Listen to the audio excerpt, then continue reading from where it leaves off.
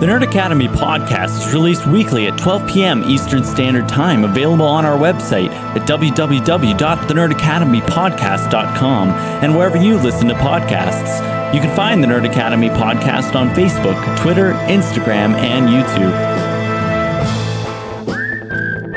You can also help support the show by going to patreon.com/The Nerd Academy podcast, where every donation allows us to bring you more exciting content every week.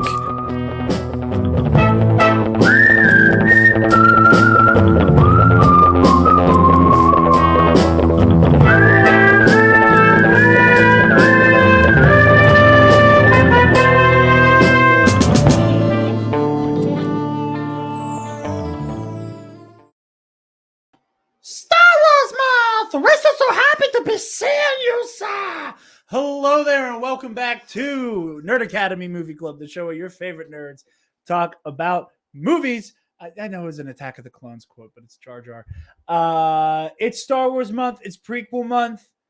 We did the original trilogy last year. All of that is on all of the places where you can watch or listen to this show, and the audio commentaries for them are on the Patreon at the $5 tier.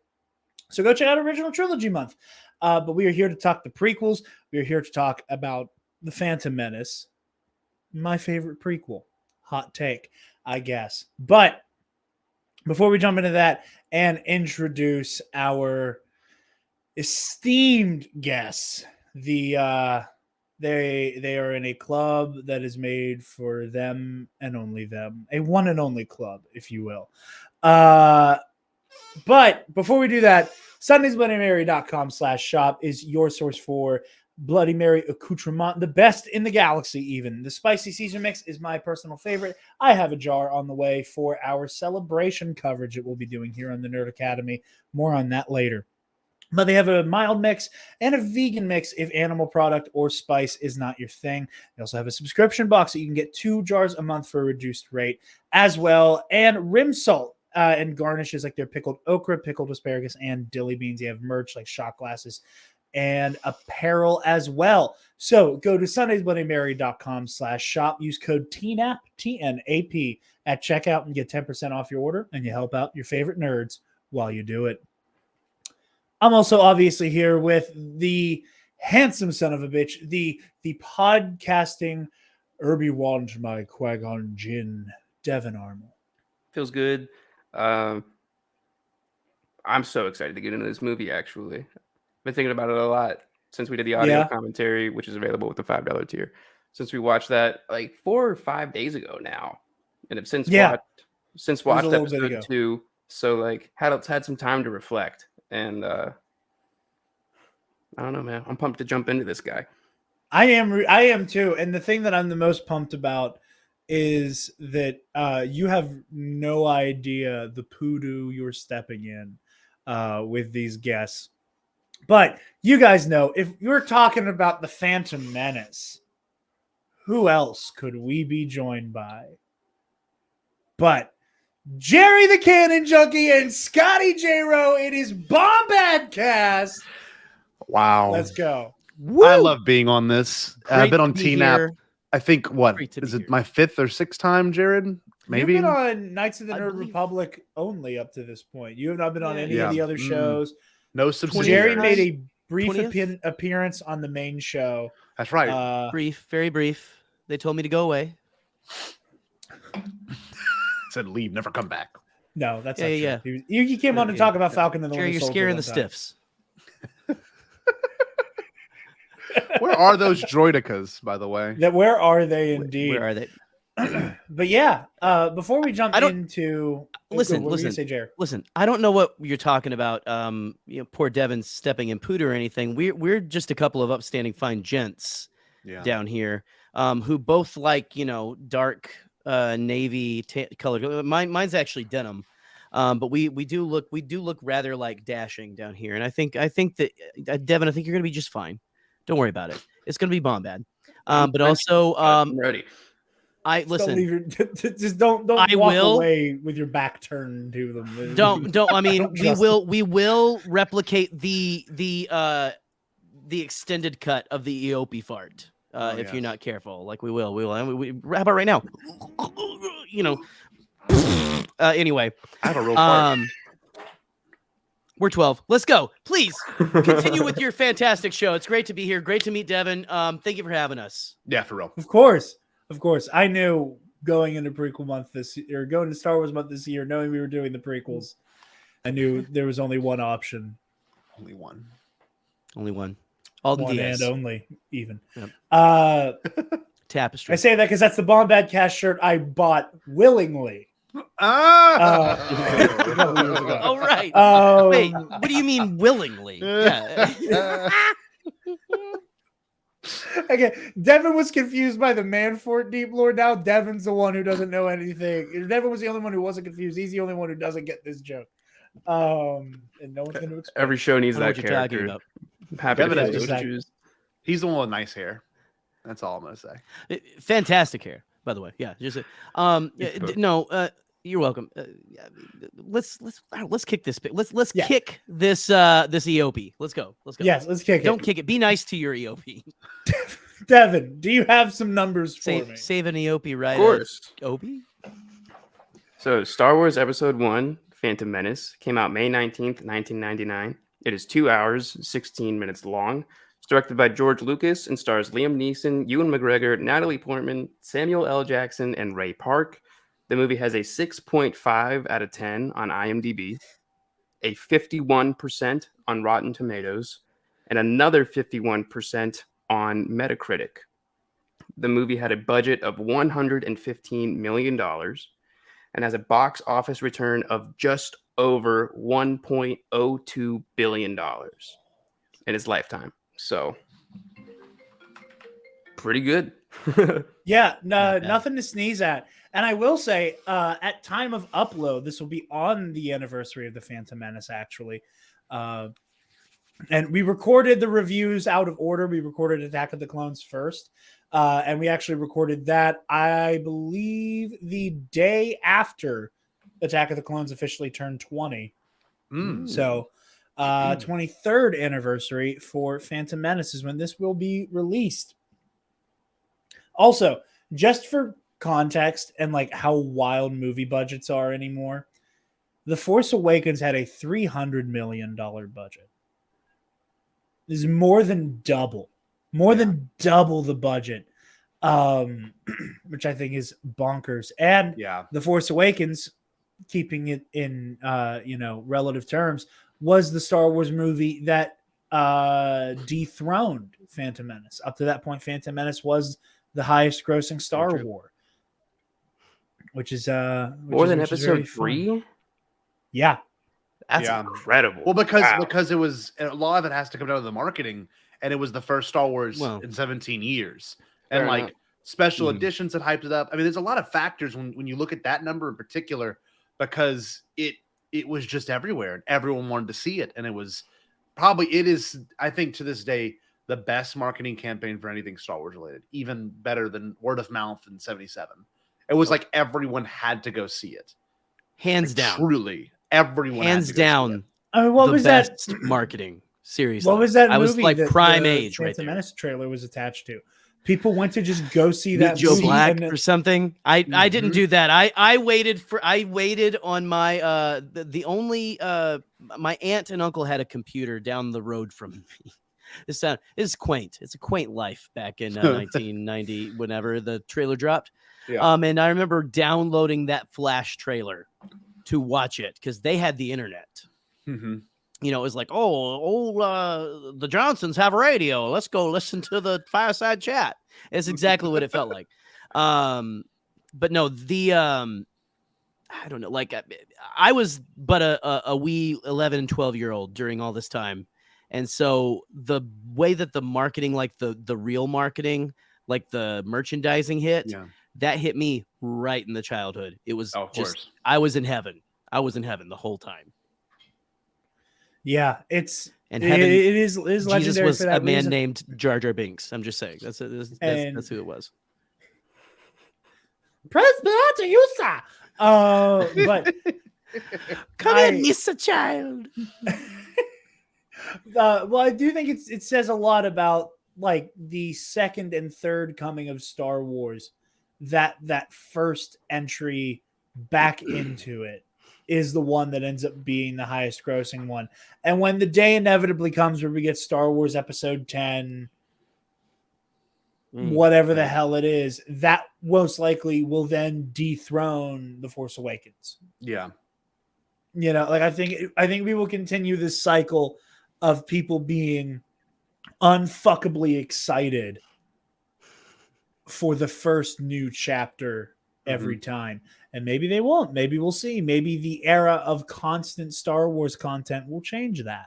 That's true. But for now, we have had the way that lightning consistently strikes on the first chapter of a trilogy. And before we start talking about this, in my opinion, criminally underrated chapter, Devin, You were not wrong. give me a log line. Star Wars Episode 1, Phantom Menace, a political thriller with child grooming and lightsabers. Well, we're starting early on this one. Maybe I'll walk out of here tomorrow and you never see me again. That's really what I want to do. Oh, that's good. Star Wars Episode 1, The Phantom Menace. Trade routes. Every child's plot line. Hey man, don't ever downplay the children's intelligence. Okay, like I'm just saying, they're very nuanced. Let's say I have a 5-year-old. It's fine. Yeah. Star Wars Episode 1, The Phantom Menace. C-SPAN in space. That's right. Thank you, Jerry. Give me a log line. Oh, geez. I totally came prepared. Here we go. It's okay. I don't tell people about this until 5 minutes before we start. That makes great. That's great content. Star Wars Episode 1, The Phantom Menace, hold on. Star Wars Episode 1, The Phantom Menace. Did you see the devil dude with 2 lightsaber blades? What the hell? This is awesome. Okay. Mine's a little bit more wholesome. Please go. Star Wars, The Phantom Menace, the most pure George Lucas. Damn it! Thanks for fucking that Star up. Wars That was wholesome 1. until you ruined it. The Phantom Menace, the most pure George Lucas experience you will ever have. Yeah. I Aside agree with from you. riding in the Rose Parade with George Lucas, that's even more. Yeah, that's even better, honestly. We talked a little bit. I invoked that quote that you have, Scotty, when we did the Attack of the Clones review last night. And I said, I agree with you completely. The Phantom Menace is the most wholesome George Lucas experience you can have. And Attack of the Clones is what happens when you overdose on George Lucas. That's true. It's just so ridiculous. Attack of the Clones. Attack of the Clones is like waking up in a bathtub missing a kidney of George Lucas. Like that's how deep into George Lucas you were. Like I gotta bring up that much. I gotta bring my favorite person ever, because I think Rick McCallum had some withdrawal with the Phantom Menace. He was like, okay, no, we should do it this way. But I think with Attack of the Clones, he said, just do whatever you want. Like, I'll pay for it, you know? And like, that's what we got with Attack of the Clones. And then Revenge of the Sith's like, now we have to end it with a banger. Like, we have to like really. So let me get this, George. Yeah, let me get it. Pretty much. Let me get this straight. You want to have an alien dude at the bar with Kenobi, and the only way you know he's an alien is he has straws coming out of the top of his head. I fucking love it. Let's do it. Call you in. Let's do it. Call you in. Yes. This movie, there's so much like, I think if there's one thing, the modern Star Wars era, the sequel trilogy era, love it as I do. Its middle chapter, especially.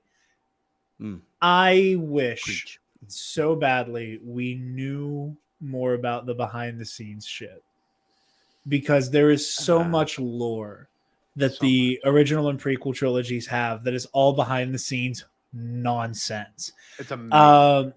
like Scotty, part of me almost wishes we recorded this in the Bombad StreamYard, just so I could get like endless Rip McCallum drops. Oh no, it's the best thing of the whole documentary, the whole beginning documentary.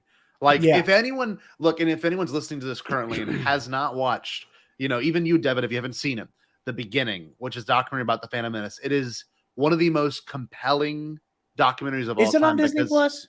It is, but there's a high resolution version of it on their YouTube page, on their official YouTube page. The Disney Plus version's in 720. The for some reason, I don't know why, but the YouTube version is in 1080. You have to watch it because it shows see how grainy the whole process was. Because it was raw. Like when the pod racers get destroyed and they lose Liam's wig, and Rick's like screaming about Liam's wig. Like it's like you would never you would never get Kathleen Kennedy going, get a fucking charter plane. Like, because that's in that. And it's like the quad jumper's fucked. It's fucked. Literally. He's literally saying that. He's like, we lost BB-8's head in the sand. It's not unfuckably doable. Like Rick is so mad. And it's my favorite line because like, what does that mean? Number one. Number two, we're so fucking excited. And he's on the phone. He's like, dude, I'm so fucking excited, Ewan. Like you, Liam, Natalie's good Prague. Like, fuck. He's like so excited. And I'm just like, I'm watching this. I'm like, no one speaks like this anymore. You would never catch Kathleen Kennedy. Never catch Kathleen Kennedy like nervous. Like you just wouldn't see that anymore. But in this movie, you on this behind the scenes, you get like the problems of filmmaking. You get the anxiety on John Knoll's face and that one guy with the mustache who's like, when they're drawing, he's doing the stuff on the board. The guy's like looking around all nervous. They're like, he's like, real, not so real, not so real, not so real. Not so real. Like, you got to know what went into this movie. Pardon me, what went into this movie to love it? Because a lot went into this. You got a lot of Yopi gas in you, my friend. Yeah, I do. I'm excited. Damn it, Jarod, you got this out of me. I'm really excited right now. There's a lot that went into this movie that must be seen. Like it's almost one of those companion pieces, like The Director and the Jedi. An amazing documentary, probably the closest we've gotten to the raw and the real, the TLJ documentary. Like this absolutely. One that's so the closest good. to the beginning. That's it closest is the closest of the new documentaries to the beginning is it's Director so of real. the Jedi. But where else are you going to get Steven Spielberg and George hanging out, like just shooting the shit and him pulling the arm off of a B1 battle droid and trying to can't get the physiology right. Put it back on hand first. It's like, perfect. where are you going to get that? Never. I remember seeing that man that made as a Jaws kid. and Close Encounters, and he can't put a robot together. I was like 10 the first time I watched The Beginning. Yeah, and I was like sitting there, and I was like, what is happening? Like just being just so blown away by it all. What's going on? But yeah, I mean, and also like The Beginning, I believe that's that has the recording of the only George Lucas quote that comes close to Star Wars is like poetry. It rhymes, being after they watched like the first cut of The Phantom Menace, George taking a beat, turning around, looking at all the other filmmakers in the room with him and going, I think I may have gone a little far in a couple places. So perfect. And it's just like it's like that beat is so funny. It's perfect. It's hilarious. That been rumored is a comedic genius, and no one fucking knows it. The world doesn't know it, and they need to know. This man is fucking hysterical and a genius. The big rumor that has gone around, and that I believe is 100% true, is that the original cut, what they had originally, everything I don't think fully VFX rendered was 6 hours. 6 hours. So we're missing, you said 2 hours and 16 minutes. We're missing literally 3 hours and 44 minutes of this movie. Think about that.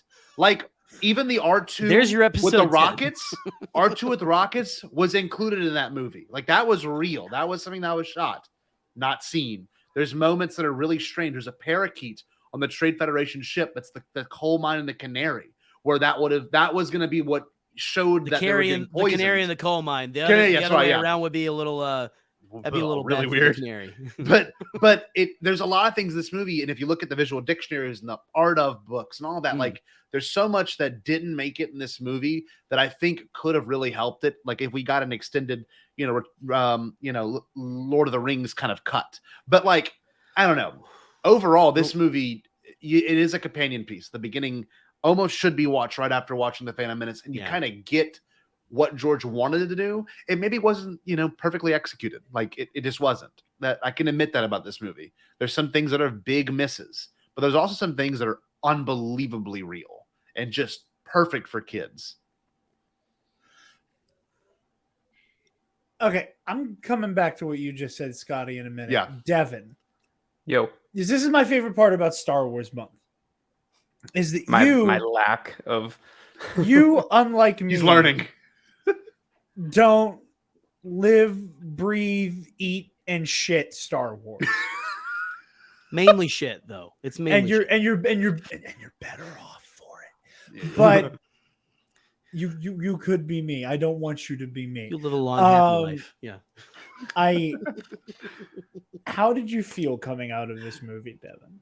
Like I need to know the headspace you were in. Because again, and especially after Return of the Jedi, part of me was like, oh, what if Devin hates the fucking prequels? This is gonna be so funny. What if Devin hates the prequels? What if he goes full film bro and is like, this is garbage? But Devin, I give you the floor to talk about The Phantom Menace. There have been times in the past where you and I were about to either review a movie or do the audio commentary for one, and I've heard some people's opinions about it. And admittedly, it somewhat influenced my perception of the movie given who I was hearing it from. But I haven't been doing that recently because I feel like that's incredibly unfair to movies. And I don't remember much from watching these originally. Got to be north of 15 years ago when I was like a little kid. And I remember like having fun while watching them. And it was sort of the one thing that was just like all I ever hear, or at least I feel, is that the prequels are dog water. Yeah. And I don't know. I was just like, it cannot be that fucking bad. If like we're talking about it 20 years later today, it's a holiday. Like, I don't know. Jarod has a tattoo of a lightsaber on his forearm, and it looks fucking awesome. And like, I get it. Like, Star Wars is a lot of fun. Is it perfect? Fuck no. Is it coherent? 50-50. That's fair. That's fair, actually. It's part of the charm. Right. Yeah. And like, I didn't even have subtitles on in The Phantom Menace until it was probably like 8 or 9 minutes in, and we had just gotten a shit ton of boring exposition, in my opinion. Sure. And then Jarod said, I wouldn't be mad if you couldn't like tell me the plot of this movie. And like, for some reason, it made me want to give a shit. Yeah. So like, turn the subtitles on, asked a couple questions, like moving forward to try to like catch up my ground. And I'm so proud of you right now, man. I'm so proud of you right now. You care. You care. You want to get out. Yeah. You want to get something out of it. And it's a hard movie to kind of have that experience with. I'm gonna be honest with you. Well, like you said, like you were saying, like, it's there has to be something to it, and that's fertile ground. Absolutely. That's a lot of faith. I went into it with like very minimal expectations, other than just like, I know that there are things about this movie that people love, and I personally want to see if I can like identify or relate to some of them on just like a cinematic level. Yes. And you know what? For 1999, it definitely feels like a kid movie. It's rated PG. So like, just from like the color that it's shot with, to how the script moves, to how little Anakin is, it's just like, got it. I can work with that. Sure. And like, sure, some things aged like milk, but there's a lot of this story that like I was able to have fun with compared to Return of the Jedi.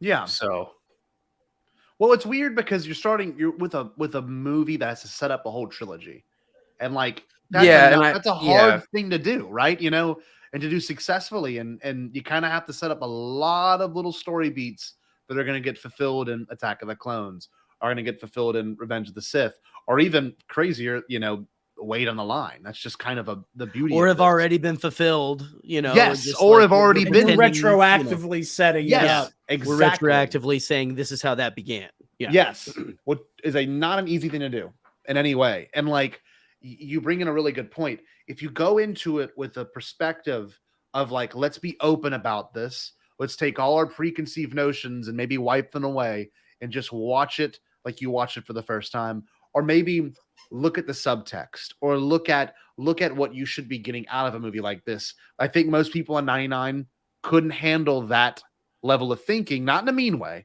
but in terms of like they thought they knew what. Well, they thought they knew what Star Wars was, and George said, with this movie, it's going to go against everything you think Star Wars is, including science, including Christian themes, which are insane to really reflect on. You know, the product, not a prodigal son, the virgin child, the virgin mother, space Jesus, virgin birth, you know? yeah. And then you've got really weird things All kinds of like, things. You know, you've got the natives versus the superior army. Like you've got really wild themes all interwoven together. And like, it's one of those things where you really have to take a second, reflect on it, you know, and take it all in, and hopefully you can get something out of it. But I really think people in the 90s just didn't see TIE fighters, and they didn't see, you know, the lightsaber battles they're used to. They didn't get the iconic lines. This movie has a couple of iconic lines, but no huge ones, you know. No, I'm like a Jedi. I'm a Jedi like my father before me.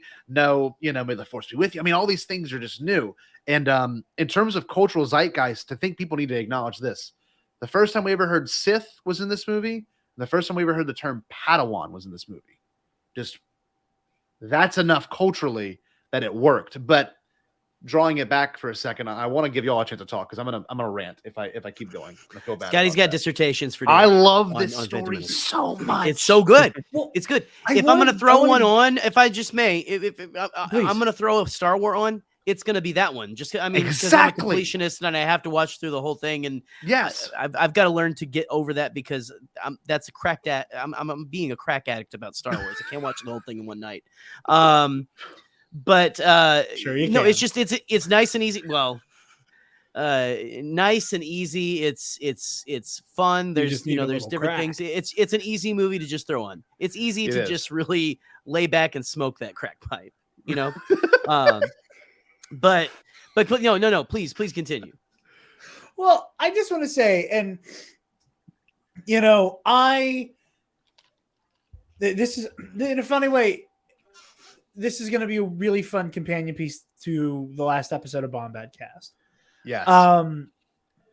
As a kid, I was in the 4th grade when I watched a documentary called Star Wars: The Legacy Revealed every day.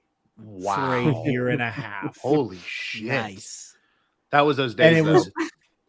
And again, and we're surprised I ended up the way I did. Sure. But like the whole documentary was about the origins of this story, not behind the scenes stuff, but like Joseph Campbell and the monomyth, like the history behind Star Wars, the philosophy that goes into it, the religious elements that are borrowed from it.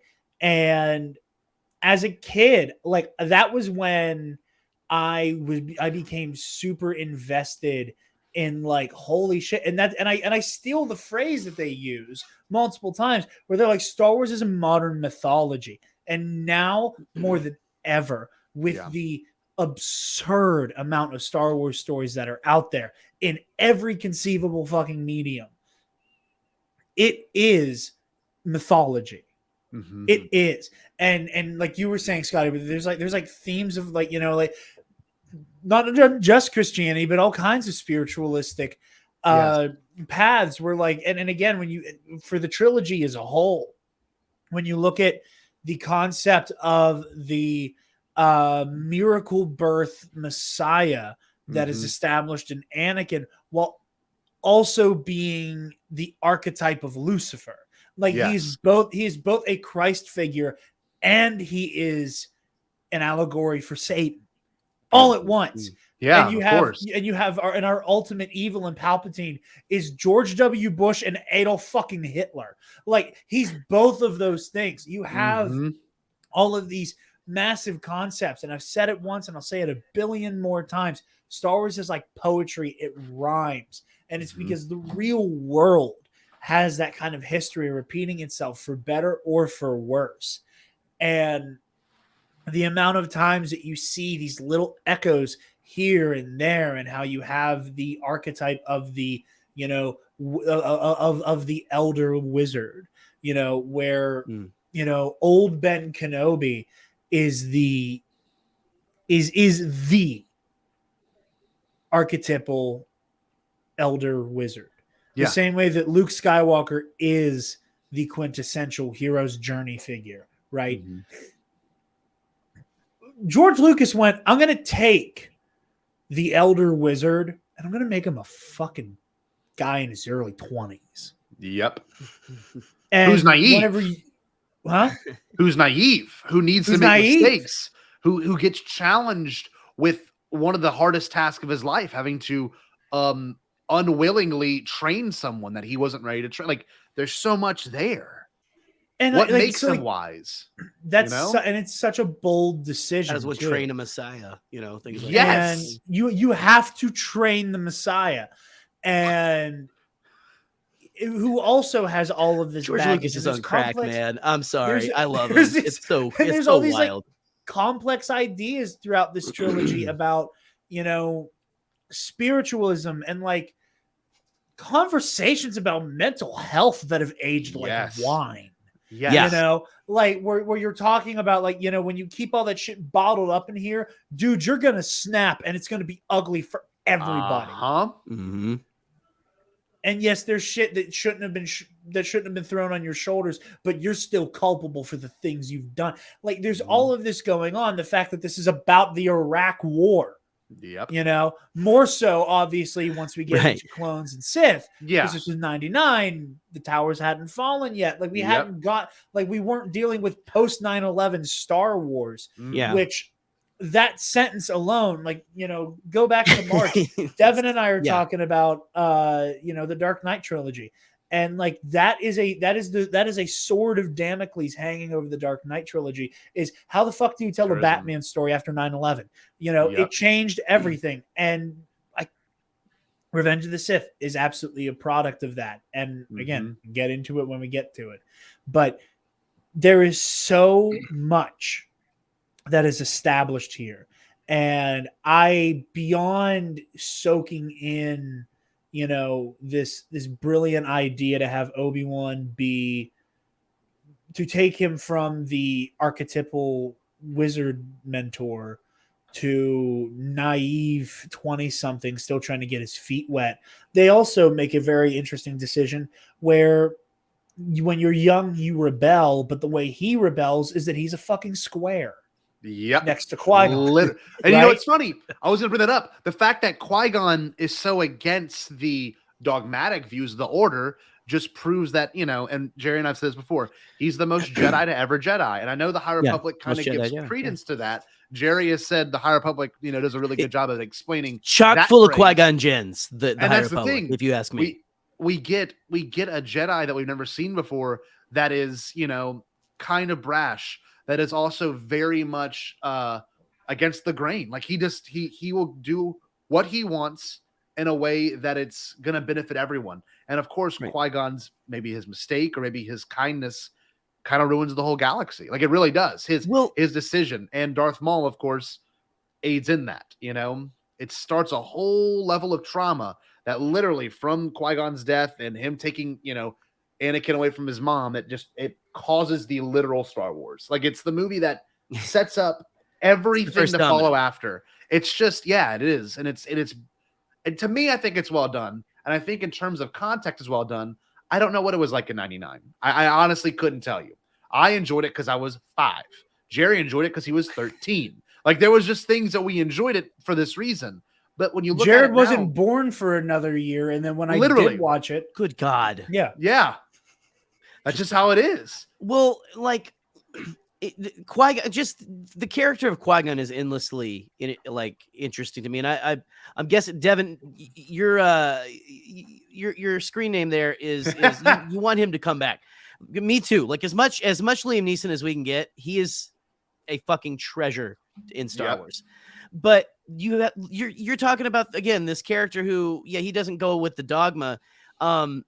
I in another lifetime, I was a minister and things like that. Like I actually studied like by the Bible back and forth and like everything. Like the Star Wars is in and of itself with everything, all the content now. It is a Bible basically. Yeah. But there's a thing that Qui-Gon Jinn really embodies to me, and it's a concept that I think is not just beneficial for people who are religious, it's beneficial for all of us, is the letter of the law versus the spirit of the law. And it's like, what does the law like actually say word for word? And what is the law meant to do? And everything. And Qui-Gon Jinn to me embodies he wants the Jedi to be the spirit of the law. They're like, we don't need to like, he wants to follow the Force. He wants to follow where it goes. The rest of the Jedi seem to want to be, like, well, we got to stick to this protocol. We're weird. We're a weird monk church police force. Which is really problematic when you think about it, that it's like a religion that works for the state as police. And it's weird. It's really problematic. Well, we have that. That's real life, Right. In a scary way. But with Qui-Gon is what I find interesting about the character is he's the character that it's like, this is what it needs to be. And the fact that person, that light, that character doesn't make it out of the movie alive. Yes. That the cynicism eventually does win over. And is the catalyst to the rest of everything trying to regain kind of that spirit of Qui-Gon Jinn. That to me, that's what's so interesting about this movie. And also just, again, like the character of Qui-Gon and all that. Like it's that letter of the law versus the spirit of the law. Like that's what to me, again, that is the spirit that we should all be like, that's what we should take to life. We should be willing to open ourselves to new experiences. We should go where sometimes life leads you to interesting places that you need to go. And, anyway, I'm getting very philosophical. But I just think there's a lot to dissect with Qui-Gon in this. Absolutely. And I think it is his character alone is, one of the things that makes me love this movie. I've said every time I do there's who's your favorite Jedi? It's Qui-Gon Jinn, hands down. And I think that Qui-Gon's only competition, truly, for best Jedi to ever Jedi is Rey. Like that. Yes. He's just got a purity. Yeah, honestly, like removing the High Republic from the equation, especially for the sake of this show. Like he truly is in a class of his own. And that's to say nothing of the action in this movie. I said it during the audio commentary, and I've said it so many times that there are few things that are, as you say, Star Wars, and this is the image that pops in my head, as much as the very beginning of this movie and Obi-Wan and Qui-Gon fighting their way through the droid control ship. Jerry, share your feeling with that, because that's Jerry's my favorite Star Wars moments. I just did a sermon. You want me to talk this again? Movie? No, but the thing is, like, I've known you for years now, and you've always said this is like quintessential Star Wars. The theme kicking in, all of that. It's just the whole thing. So whenever I saw this again, and hold on, let me get a couple fucks and shits in here so that I'm like full out of everyone knows I'm not a minister anymore. Fucking shit. Anyway, sorry. It's gonna be a big nut bus. the largest of all time, in fact. But as someone who, again, like I watched the originals on VHS. The last time they were released, I actually have my original. Have the Faces edition back here. Yeah.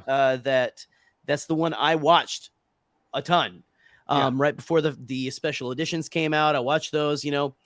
All I had ever seen was what was in those movies and what they added in the special editions, which I know a lot of people are like, you get all up in arms and stuff about like the stuff that they did add, but it wasn't much.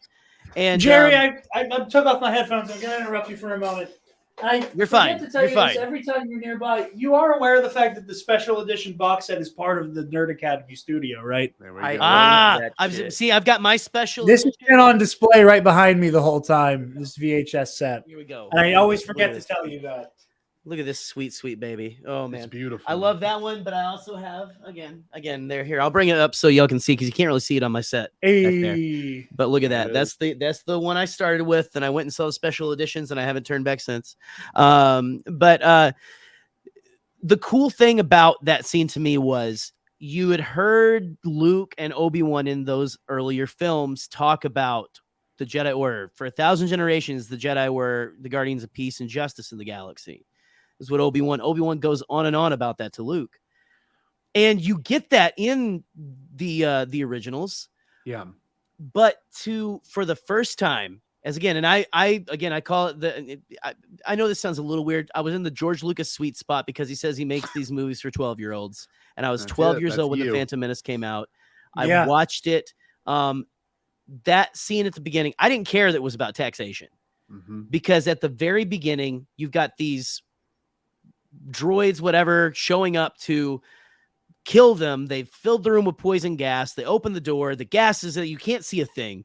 And they're like, let's check it out.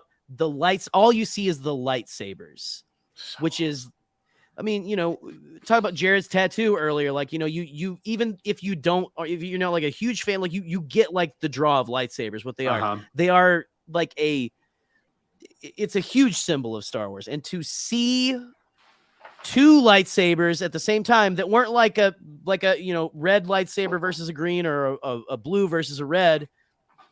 It wasn't a bad guy versus, it was two good guys at the same time. We'd never seen it. Seen it. God. And a blue and a green light up. She's beautiful. They jump out of the fog and they start. And I'm not even saying like, oh yeah, they're going to town, but just to see the heroic, swashbuckling, absolutely fantastic way that they dispatch these droids. It's less like bad. I mean, it is badass, but it's less that it's badass. And it's more just that it's like you feel that Joseph Campbell. You feel like these are guardians of peace and justice. These are guys who, and the whole way they're talking, they build it up to that point so well. The way they're like, I'm not going in there with two Jedi. Like send the droid, we'll do all that. Like, they build this whole thing. Like, have you ever encountered a Jedi before? We won't survive this. Yeah. And it's like their myth follows them, but at the same time, they are not like most of them, at least, aren't the cold-blooded killers that but you still, the coolest thing I think about the Jedi is that they are the guy who can end the fight, but they choose not to. Like, they don't go flaunting it. Nope. They don't go around like saying, hey, like, I'm going to beat the hell out of everyone. No, you can stop the fight, but you choose to do it a peaceful way. And that to me is the coolest, most badass thing about the Jedi.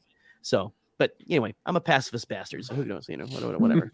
I mean, no, I think you're absolutely right. And the vibe of the prequels, the Jedi at their prime, the prime before the fall, like Duel of the Fates. And here's one thing, and Devin, I cannot wait to see if you agree or disagree with me. And I don't want to poison the well for you when I say this.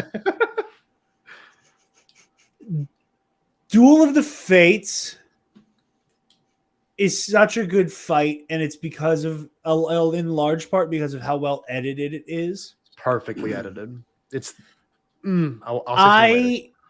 When people talk about the fight that happens in Revenge of the Sith between Obi-Wan and Vader, I, to this day, do not understand why people talk about that fight the way it is, because of how poorly shot and edited that fight is presented as.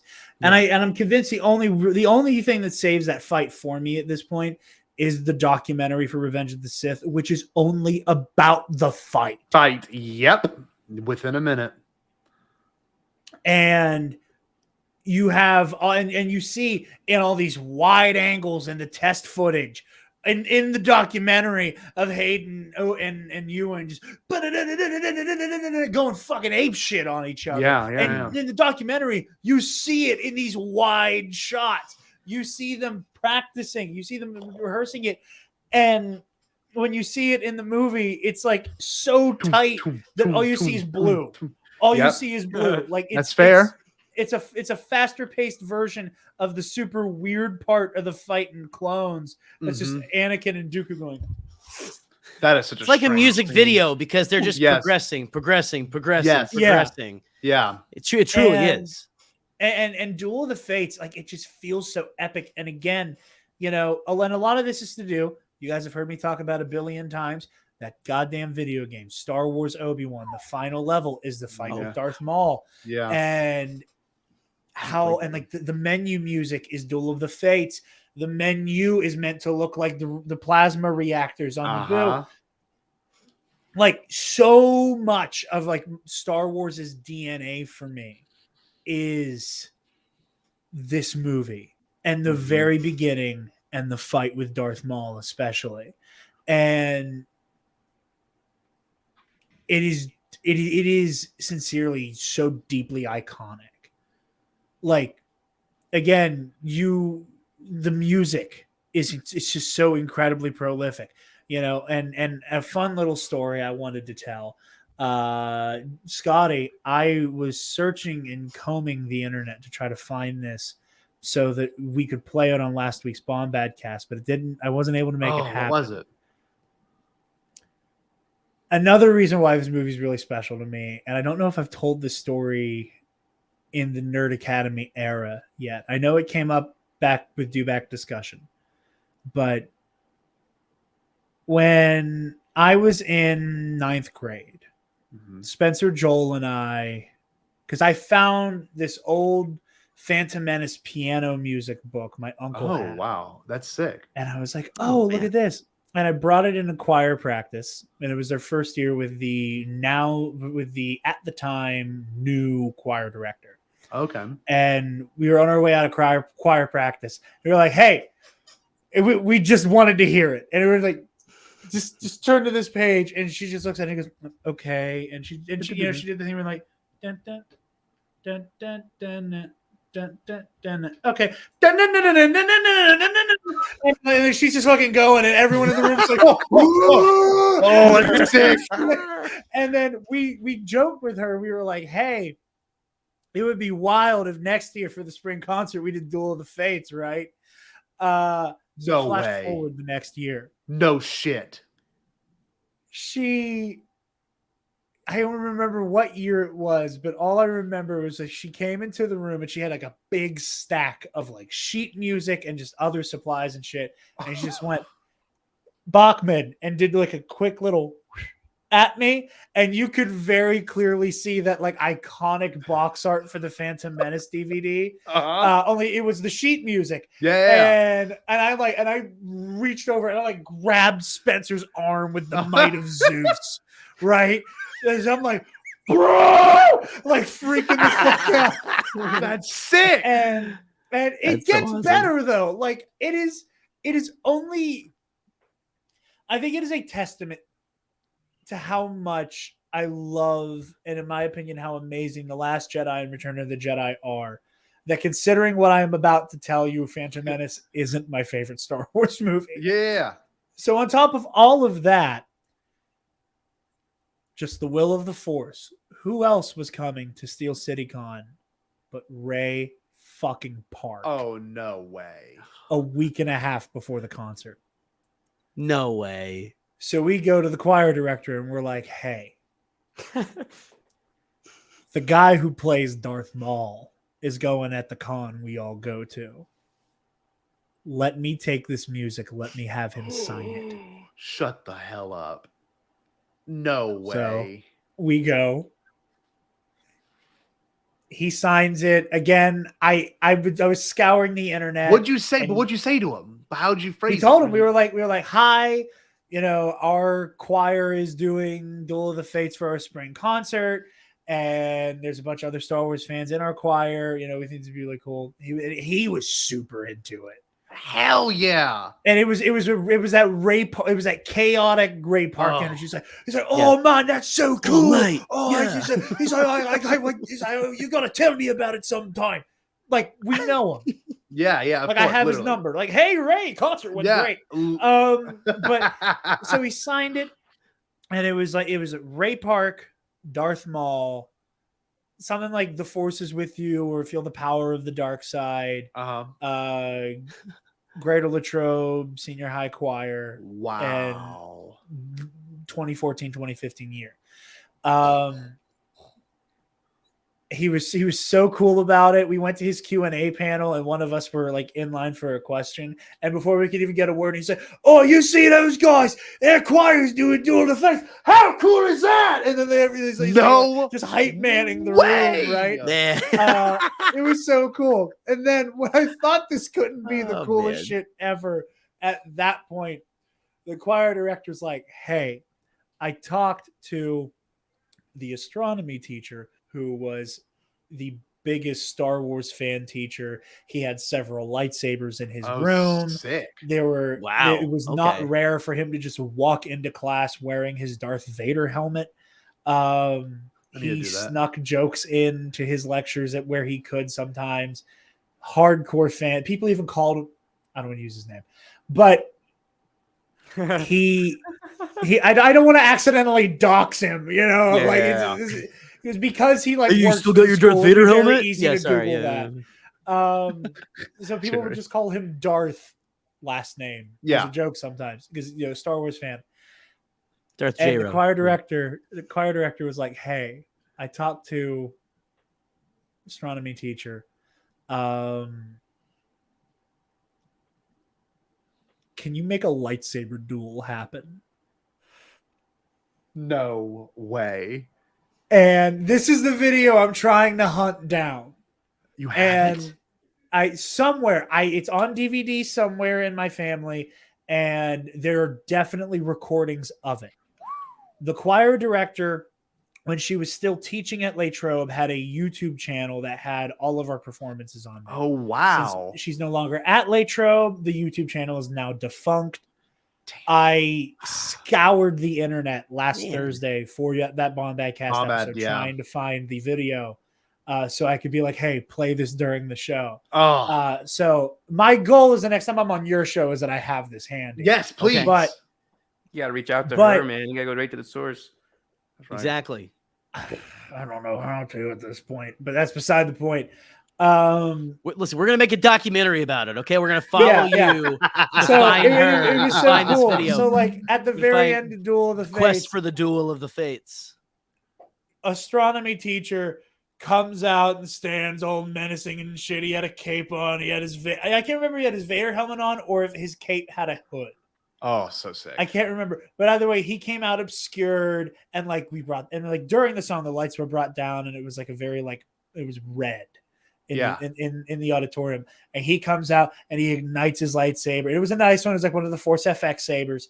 So and he's standing there towards the end, and it just looked cool. And it was so fun because you could tell from the audience, you're like, "Oh, cool, lightsaber." And then I'm standing on the risers with my choir robe on. And again, one of the coolest things I've ever gotten to do. We're standing on the riser. I can't hear any of you guys now because I don't have my headphones on. We're standing on the riser, and I'm here. And I have my choir robe on, and underneath the ledge of the riser is my blue Force FX saber. No. So and we hit the cue, and I just hand my binder, I think, to Spencer, unzip the choir robe, and let it just fall off my shoulders, and then reach under. And then there was like a little like, "Ooh, they will fight" in the theater. That's amazing. Nice. It was so cool, and it was just like high school. I love the Phantom Menace. Like, Like it just, again, it was so stupid and so silly, and I don't. There's details I don't even want to give because I can't tell what actually happened and if it's just because I remember it because Duel of the Fates was playing and I was about to get into a lightsaber duel in front of a bunch of people to Duel of the Fates live. But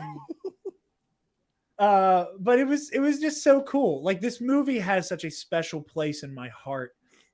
And like the only thing that I think truly keeps it from being number one is seeing Anakin come home and just the way that the Return of the Jedi is a perfect finale. And how incredible the character work is in The Last Jedi. Yeah. Like the third act of Return of the Jedi has so much going on and is the culmination of this trilogy. You know, just as much as it is the original trilogy, it's a culmination of the prequels. So there's so much weight going in there. But like this movie holds so much nostalgia for me as a Star Wars fan. Like when the Obi-Wan Kenobi trailer came out, you know, like in that way, and I've talked very publicly about my weird relationship with the prequels. I want to be team the prequels were always good, y'all just don't like fun. Yeah. You know, but there are the shitty side of the fandom has kind of ruined this trilogy in many ways for me. Mostly Revenge of the Sith. But those are complicated feelings I'll get into on Knights of the Nerd Republic because that's not worth getting into here. Yeah. But every time there's like we need Duel of the Fates again, Duel of the Fates again. I'm like, yeah. Okay. I love that song too. And for all of the reasons I just said and then more. But the moment that like Gora and I like watching the trailer and I went, oh my God.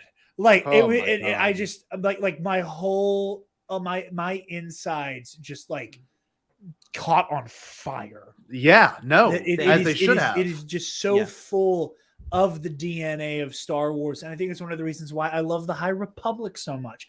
Is the High Republic feels so much like the Phantom Menace? Yeah, right. And maybe that's just me, but like and I'm with you. It's all the. Sometimes the High Republic makes the Phantom Menace look more cynical than the High Republic, even in some ways.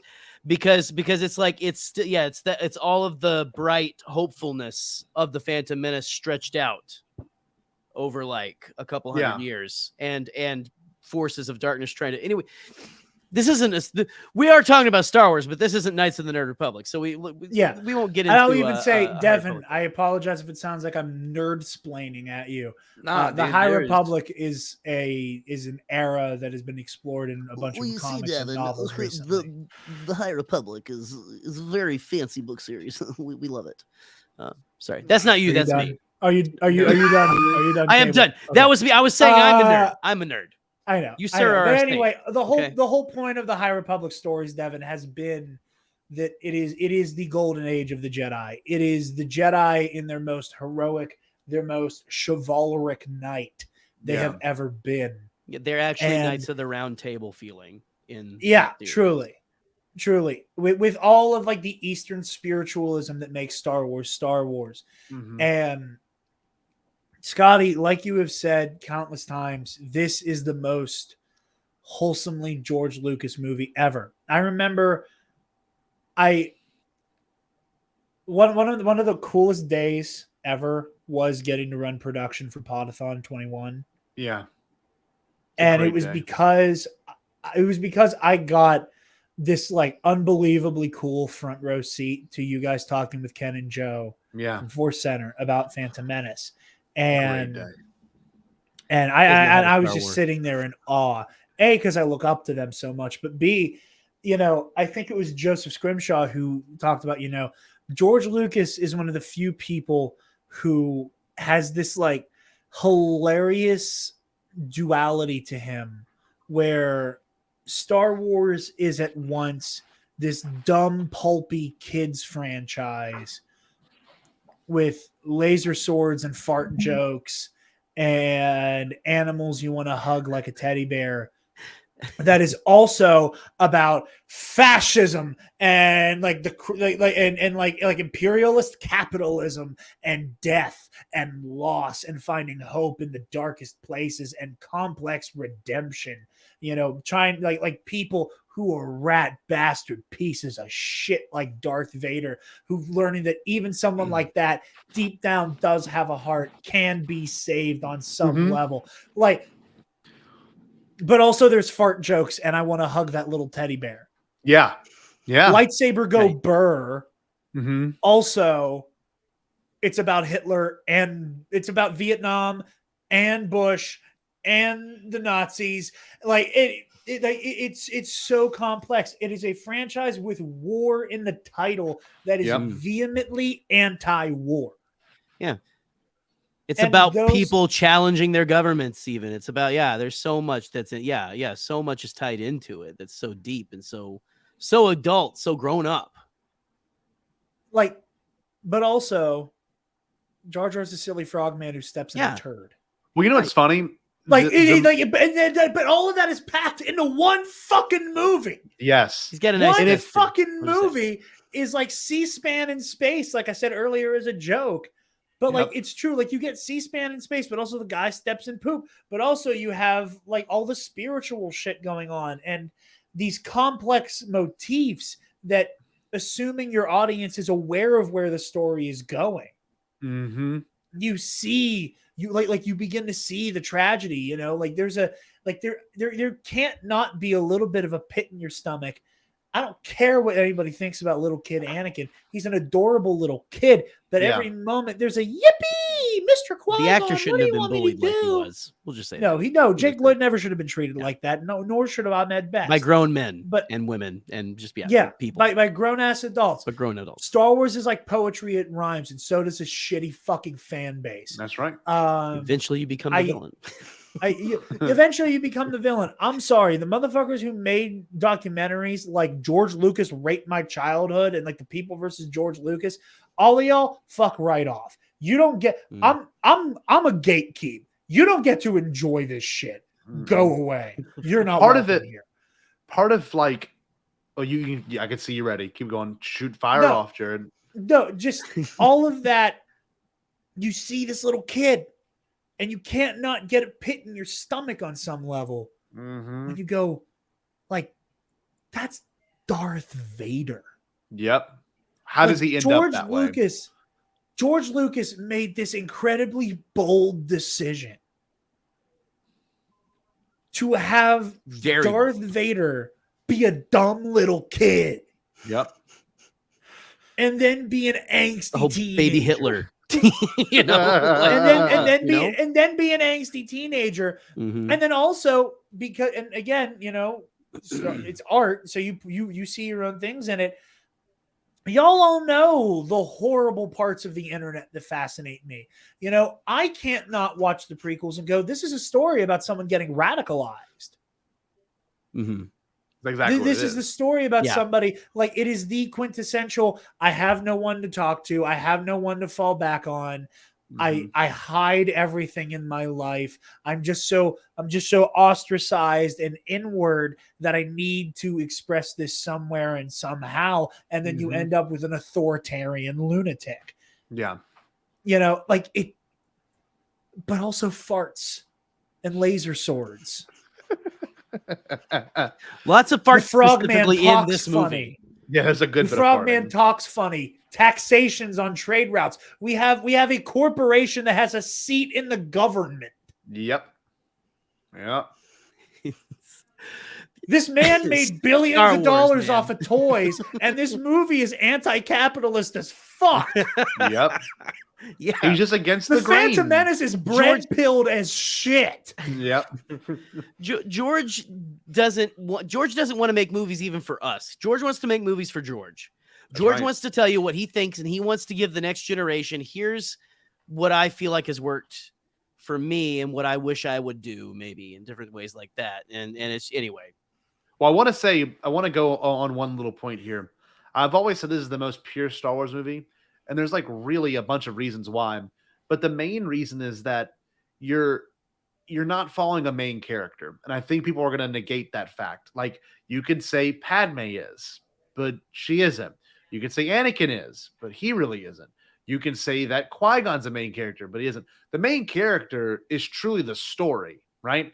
And however you interpret these characters is essentially who you identify with most. As a kid, I obviously identified with Anakin, Jake Lloyd. But as an adult, I kind of understand Qui-Gon. But, you know, you got to really reflect on Padme, what she's going through. This movie is not designed for you to go, I'm Luke Skywalker. It's designed to go, okay, how do we get to Luke Skywalker? How do we understand this story as a full? You know, and you've got scenes like the pod race scene. One of the greatest edited scenes in all of cinema history. Sound design, pacing, people bitch about it. But the thing is, if you come in, like I said earlier, with that cynicism, like you know what Star Wars is, you'll leave this movie, you know, thinking you didn't see a Star Wars. When I think, to its core, you saw the most Star Wars movie ever. You've got everything, you know. You didn't get X-Wings, you didn't get Stormtroopers, but you see what leads up to those things. You see designs that are reminiscent of those things. You get what I will say is the greatest concluding sequence in all of Star Wars.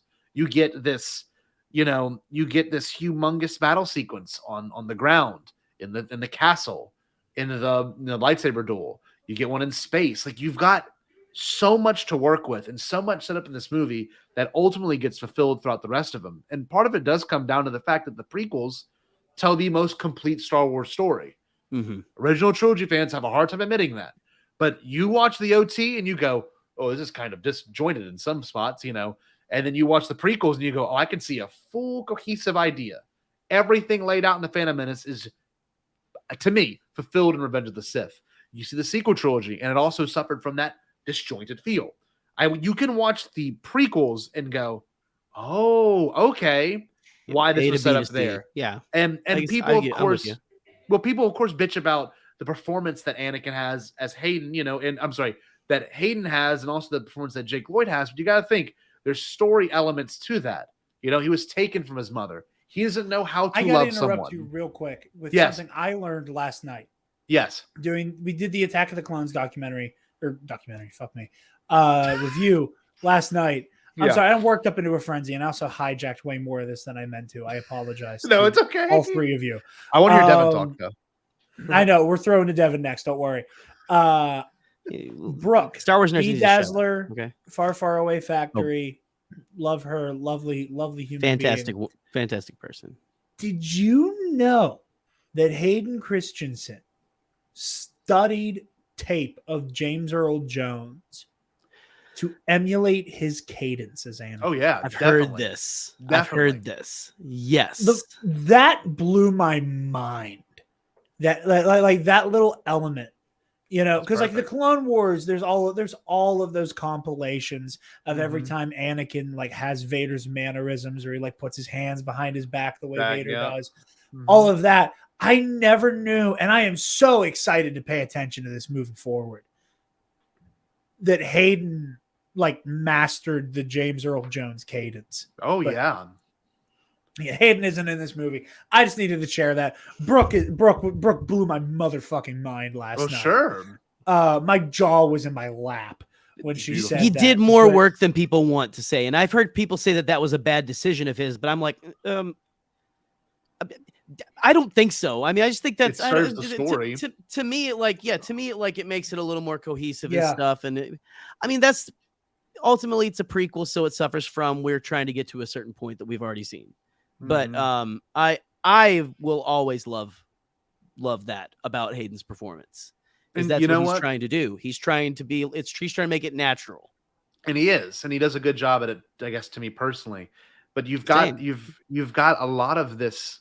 I guess the Phantom Menace kind of sets up why he fails as a person and what makes him turn. It's because so many things in his life change so quickly, and it's trauma. Obviously, it's a huge part of it. The woman he falls in love with, ultimately, is gone from his life. His mother is also gone from his life. He's alone. He's shut away from the Force. He's such a tormented character. And you're right, Jared. How do you go from this tiny little boy who sees the whole world, who wants to help everyone. He literally didn't realize he was going to win his freedom. Like Qui-Gon went behind his back and said, I'm going to take the boy if he wins the race, and he just did it out of selflessness. And, it says so much about this character and, who Luke becomes and who Rey becomes and who's to say what happened next after that. You've got such good George Lucas, Joseph Campbell Beach just laid throughout all these movies, but it's so up front in the Phantom Menace, and it's really weird and to have to explain this to people. Like I showed y'all earlier, a group text I'm in with a bunch of my coworkers. I'm like, let's show the kids the Phantom Menace. I said as a joke for their last day of school. And they're like, nah, it's the worst one. I'm like, you just don't. Like, I hate being this guy. You had to frame it as a joke even, too, because there is that cultural thing of, Phantom Menace is the worst one. But, it's just not. The Jar Jar guy. But it's not because, I'll say something about Jar Jar because he's our mascot. If Jar Jar is anything, he's loyal, right? He's the most loyal son of a bitch ever. He is there for Qui-Gon at all moments. Well, I'm sorry. He's the heart of this movie. I don't give a shit what anybody recording- says. Jar Jar Binks is the heart of this movie. Yes. Well, and I think my theory is people don't like Jar Jar Binks because out of all Star Wars characters, most of us are like Jar Jar Binks because we're not fucking Jedi. It's not like that. No, we're normal people. We're clumsy. We're normal people. We bumble through life. Yes. But just again, not to get anything. I don't know if you saw Ahmed Best someone commented something very violent about Jar Jar today on Twitter. Oh, really? And Ahmed Best shared it. And basically, this is the man, like you calling Jar Jar the heart. That actor, like Ahmed Best, is the heart of that character. Yeah. He said he goes, I'm not trying to start any hate or anything, but I just truly hope that you find happiness, that you can be happy and stuff like something very kind, just I don't know, like that man is still getting hate. Mm-hmm. For again a character that is supposed to be heart, is supposed to be not perfect, but trying. Yes, which is, I'm sorry, most of us. Yeah. So the Star we Wars have a Jar Jar themed show. Do you know that? I don't know. I can't tell. I will keep this much brief because, again, this is more meant for Knights of the Nerd Republic, what I'm about to say. But the Star Wars fandom, every problem it has, we learned in 99, and it has just gotten worse. And like Star Wars, evolved with the times. Unfortunately. And has become something even worse than it was in 99 in the wake of this. But Devin, we've been talking for forever, and I want to give you the floor back here.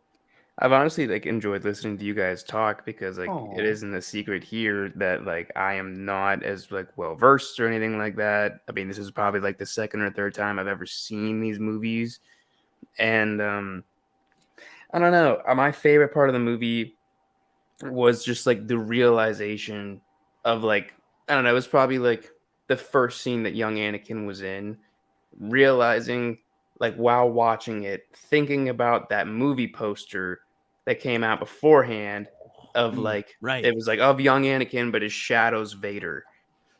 And I realized that while watching the movie and was immediately so much more involved. And it really was just the baby Hitler thing, such a weird, interesting concept. Yeah. Yes, the devil and the angel at the same time, so and cool. How trying to piece together especially the thought processes of the Jedi Council, and having not seen the movies for so long, I trying to think how to word this. I didn't realize that the younglings were so young when they started their training, and that compared to everyone else, Anakin was drastically behind. Yeah. And so that made me think a lot, the wheels are turning a lot. And then as we just watched Attack of the Clones, I feel I understand Vader more and almost love him more for it. Yeah. because he really like I also made a joke about it in the Attack of the Clones audio commentary that like R2D2 and C3PO are like the only people that have ever had fucking Anakin's back. Like Right. It's true though. and like in Jar Jar, The and only shit friends, like that. truly. But Yeah. and just like I just like I sympathized like so up until this is not an Attack of the Clones movie, but like up until like confessing to Padme, like slaughtering everyone, and then like she loves him more for that. That's probably like the biggest gripe I've had with the prequels so far. You're not alone, buddy. Don't worry. No. But like even will then, that's in the next movie. Like that was like the biggest gripe that I had with everything so far. As far as like, I feel like not in a bad way, but we've kind of been kissing this movie's butt a little bit tonight. Sure. Totally. I think the biggest problem I had just with like this movie in particular is that like I feel like they hit Qui-Gon so hard, like nail on the head with like just like the coolest motherfucker. Just like someone who immediately came on screen and I trusted. Yeah. Like I don't know if it was a Liam thing. I don't know if it was the writing. I'm sure it was a combination of all of that. But like, it absolutely worked. Wig. It absolutely worked for me. I guess the only problem I had with the movie is that like the Sith are in hiding. Yeah. We learn the Sith are back in this movie. I would have really, really, really loved more Darth Maul. And not just because he looks dope. Not just because his lightsaber's incredible, but just because like he's the one that kills Qui-Gon. Mm-hmm. I feel like that it means whenever Qui-Gon dies, it means like okay, the Sith are back and they have power. Yeah, it's just kind of like he's taking on two Jedi at the same time, and like I would have loved to have seen just like a little more of a build up towards that. I feel like it would have made Qui-Gon's death like hurt so much more. I agree that like all of this was going on in the shadows, in the background. I don't have any great ideas for how they would have incorporated Maul more. Maybe he could have inspired certain things to happen, but like, yeah, that's probably the only problem I would say like I have with the movie is just like where we leave off at the end. I really wanted to see just like some more of what was going on from the Sith perspective. And I know that they're trying to save some of that with like the Palpatine stuff, but like they weren't exactly hiding it. So like, I don't know. It's also a kid's movie. I get it. Not like a kid's movie, but I just, I want some more of that shit. Like, of course. I'd love to hear a philosophical conversation out of Darth Maul's mouth. No, I agree. We do kind of get that, though. We do kind of get that. Say, I know, Devin, you watched Clone Wars as a kid. Yes. With any time you have available to you, first of all, you're gonna want to rewatch Clone Wars, Season 5. You're gonna want to watch the final season that came out a couple years ago. Oh yeah, the final season, bro. All the stuff you're talking about right now. Like I'm trying to sit here and go like, I don't want to tell you. I just want all four of us to pile into the studio right now and watch the Siege of Mandalore. Yeah, like right this second after everything you just said. I remember that briefly with like the robot legs and like his kin member, the yellow one, and the guy named Savage. Yeah. Yes, Star Wars names are the best. I also I'm bad. I'm Grievous. I'm Savage. As a regular fan, I think it's so cool that like Star Wars is everywhere now, and like we do have so many mediums for it and so many stories to tell. I just think that like George Lucas should be like incredibly grateful that like some of the like plot holes in these fucking movies almost like get filled down the road. It just like a part of it feels lazy, a part of it feels lucky, a part of it feels genius. So like I was just about to say like I think after I've always been curious because we all know that like George never held the expanded universe on like a huge pedestal or anything, you know, like he was very like, oh, this is interesting, I'll pluck that out, You know, like, oh, Coruscant, that's a cool planet name. Yeah, sure, that's the capital of the Republic. Fuck it. Yep, done. That he'd do things like that. Part of me not so wonders real. that by the time we hit Attack of the Clones, or by the time we hit the prequel trilogy, rather, he's just doing shit, and someone went, George, what the fuck is this? Someone will write a book. Fuck it. You know, like that was just how he handled it. We're like, well, you know, like, hey, who the shit is Cypher Diaz? I don't fucking know. Like, spell check. That's what it is. Go ask that guy in the cowboy hat. Yeah. Ask that fucker in a cowboy hat. See, and here's the thing, though. Like now the people who are writing, that it is really cool that we've got all these people like filling in these gaps. And again, you're right.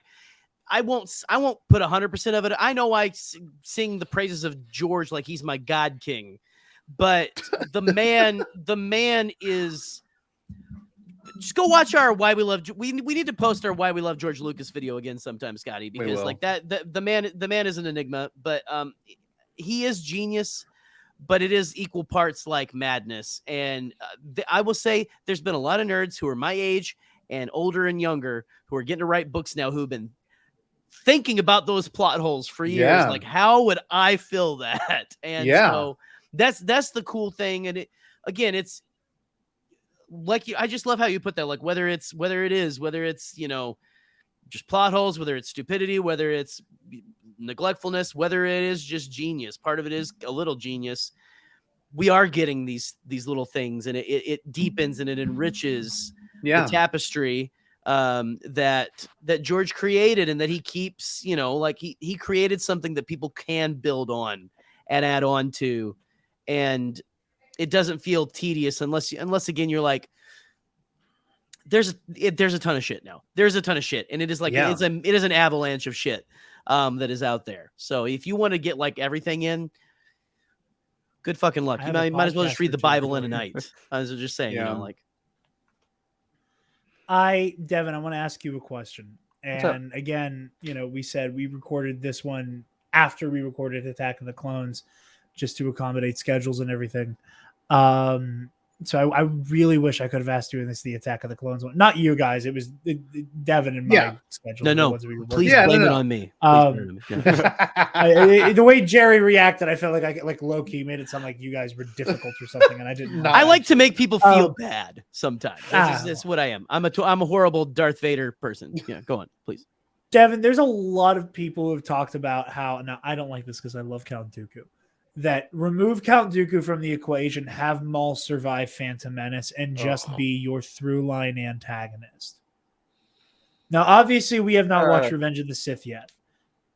So you have not gotten to see how Dooku's story ends. Yeah. Is that I remember what happens to Dooku. Yeah. I know you remember what happens, but I mean in the greater context, because there's a lot of that Star Wars is like poetry, it rhymes, is baked into how Count Dooku is killed. Mm-hmm. And I'm curious if you're hankering for more Maul, pretending we don't know that he's still alive in the show. Yeah. Like pretending that we don't get so much more Maul. How would you feel about him being like Palpatine's right hand up until the end of the war when Vader? It's a cool question. Part of me absolutely hates the idea of Christopher Lee not being in the movies. Right. Like, granted, he's got like, what would you say, sub 25 minutes of screen time? Yeah, I think and then 20 Maul is very, very liberal. Maul's got like 11 minutes of screen time. I think it's even less than that. I think Maul's 7. I think at the most. I mean, fuck it. You might as well combine the two of them. Like, from that perspective alone, of like underuse of villains in movies where you're building up a villain, it feels kind of weird. Like, it just feels like. No, what's funny though?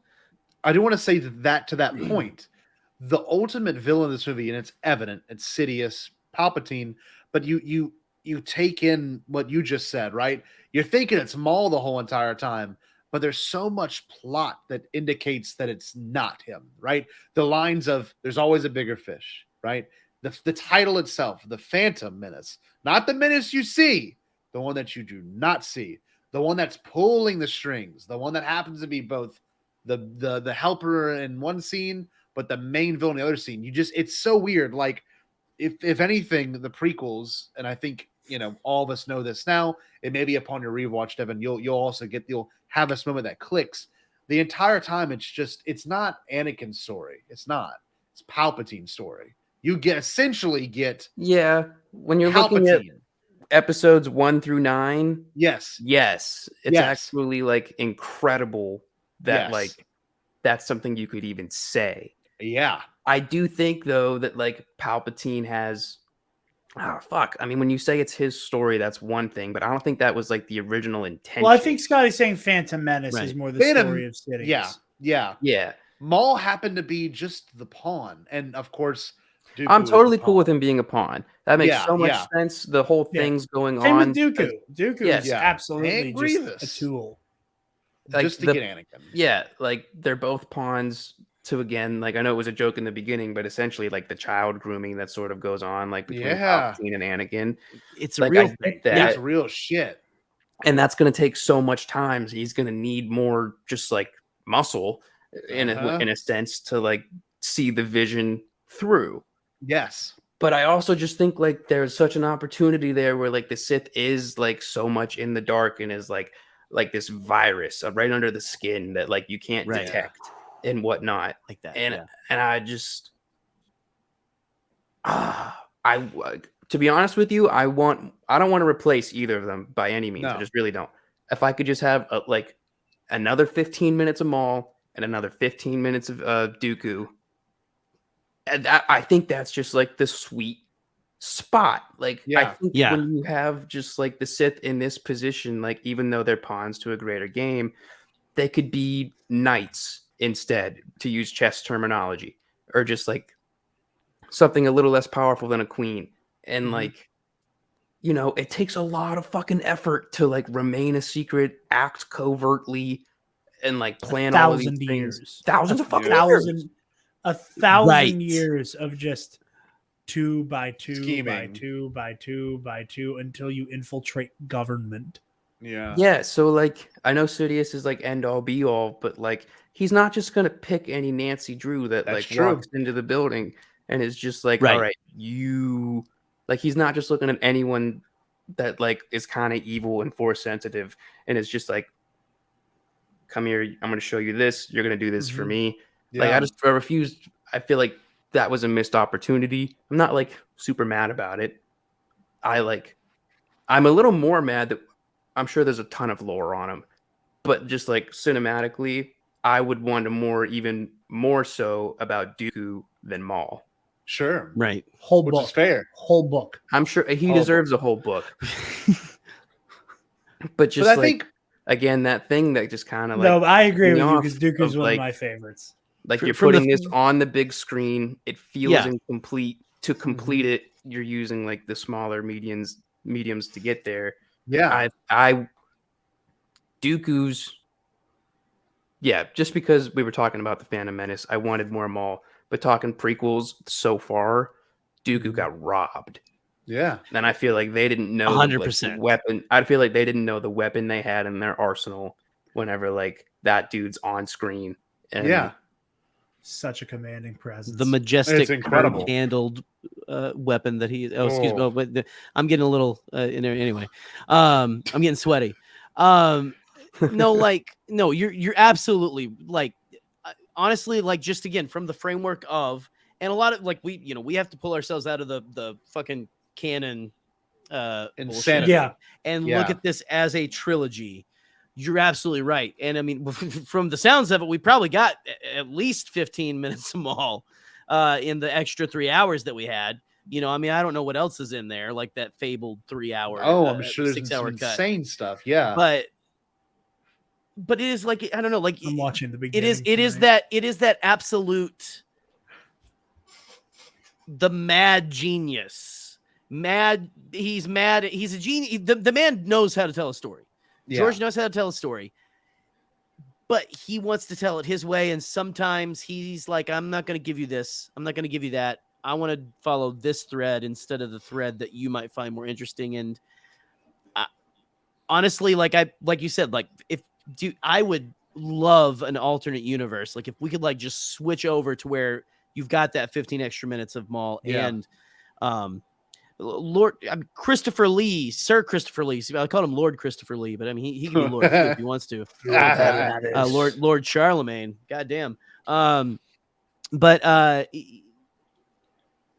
like even to have like seriously, so much more of them, because we still in canon don't know Dooku's like the canon full like his to me it's like still fuzzy why he's like, oh, I'm gonna jump in with Sidious and throw this all off, and it's still kind of fuzzy as to, and again, not to get too far into Revenge of the Sith because I know you guys are coming up on that, how he, you know, like, is he a patsy? Did he know what's going on? Is he a martyr? What is his deal? But yeah, they really did, like you said, he didn't just get some Jack, Dick, or Harry off the street, you know. Like he went and he got blunt instruments in Maul and like an absolute surgical scalpel with Count Dooku. And anyway, again, we're talking Phantom Menace, but it just it's hard to not like try to stretch out. No, you're exactly. It's hard to not like talk about how you feel. Like I'm with you. I'm with you though. I want to ask Devin one question, if you don't mind, Jared. Please, because this is the one that most people have a very hard time grappling with, but I will be the first to say it. I think I'm not gonna say I'm the professor on it in the Star Wars YouTube space. Oh, go ahead. But I can definitely say I can say it on Twitter. I would definitely say that I'm God on Twitter. You would say I'm God on Twitter. Yeah, for sure. But one thing I will say, how do you feel about midichlorians when they explained it? Oh, that's small. Tough. Because there's a lot of arguments to be made about it. But I would love for someone all of us have headcanon. Yes.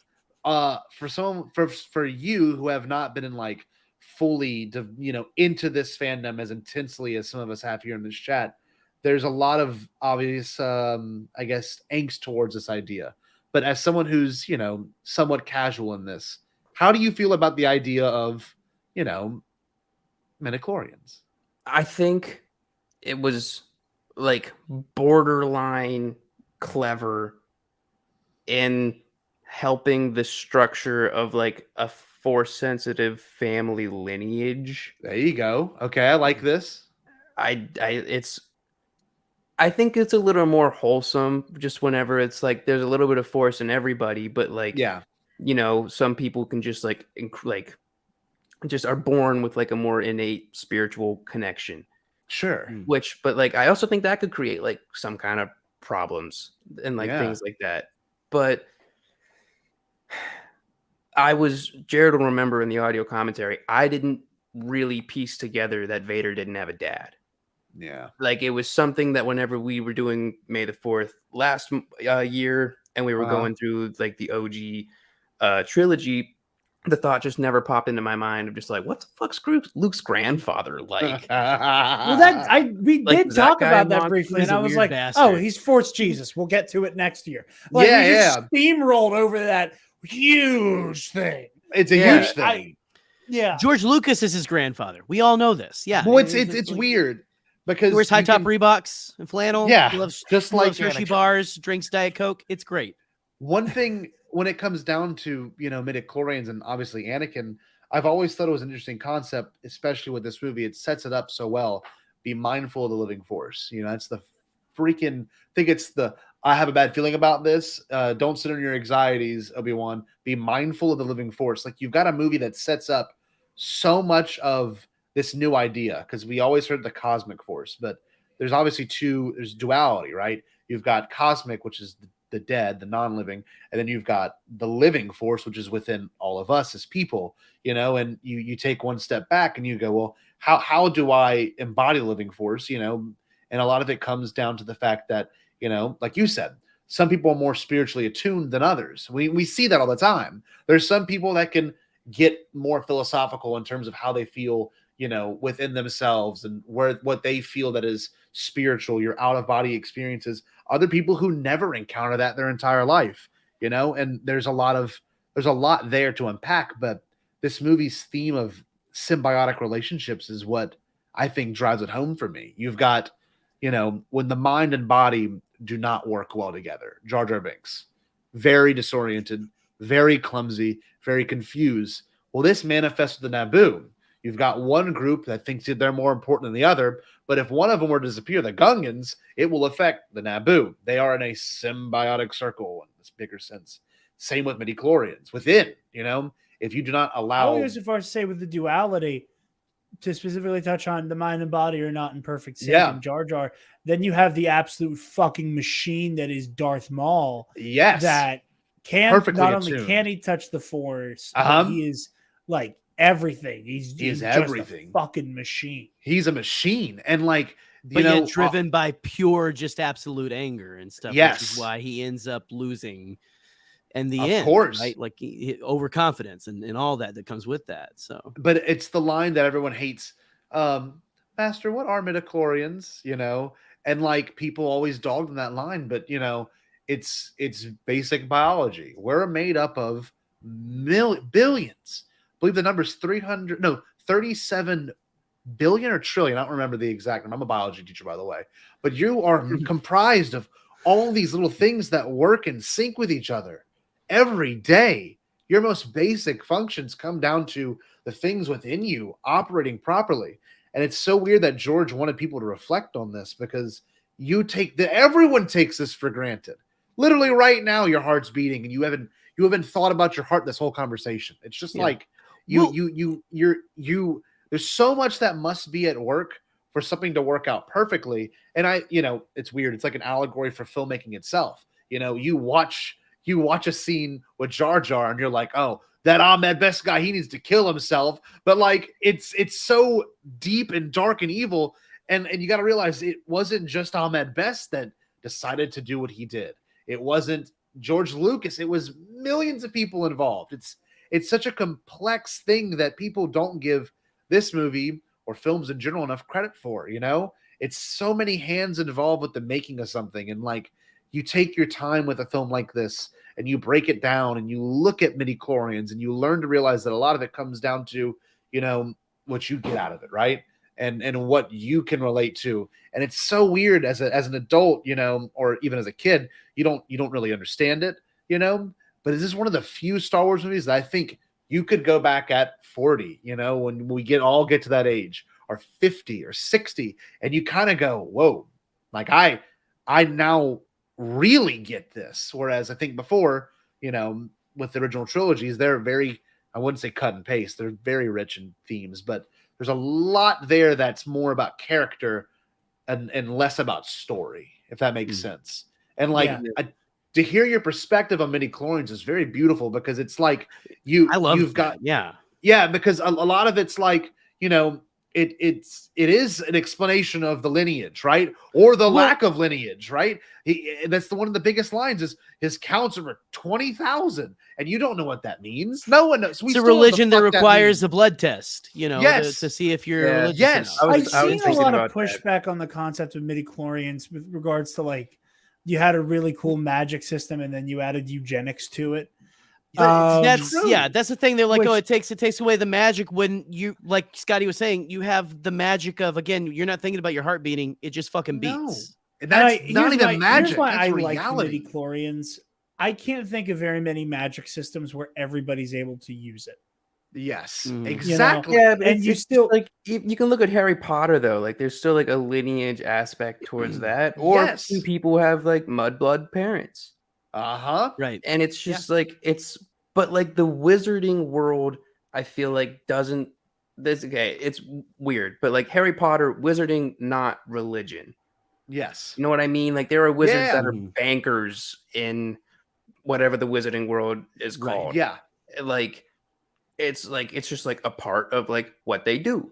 But Jedi, Sith, religion, belief, faith, culture. Quick question.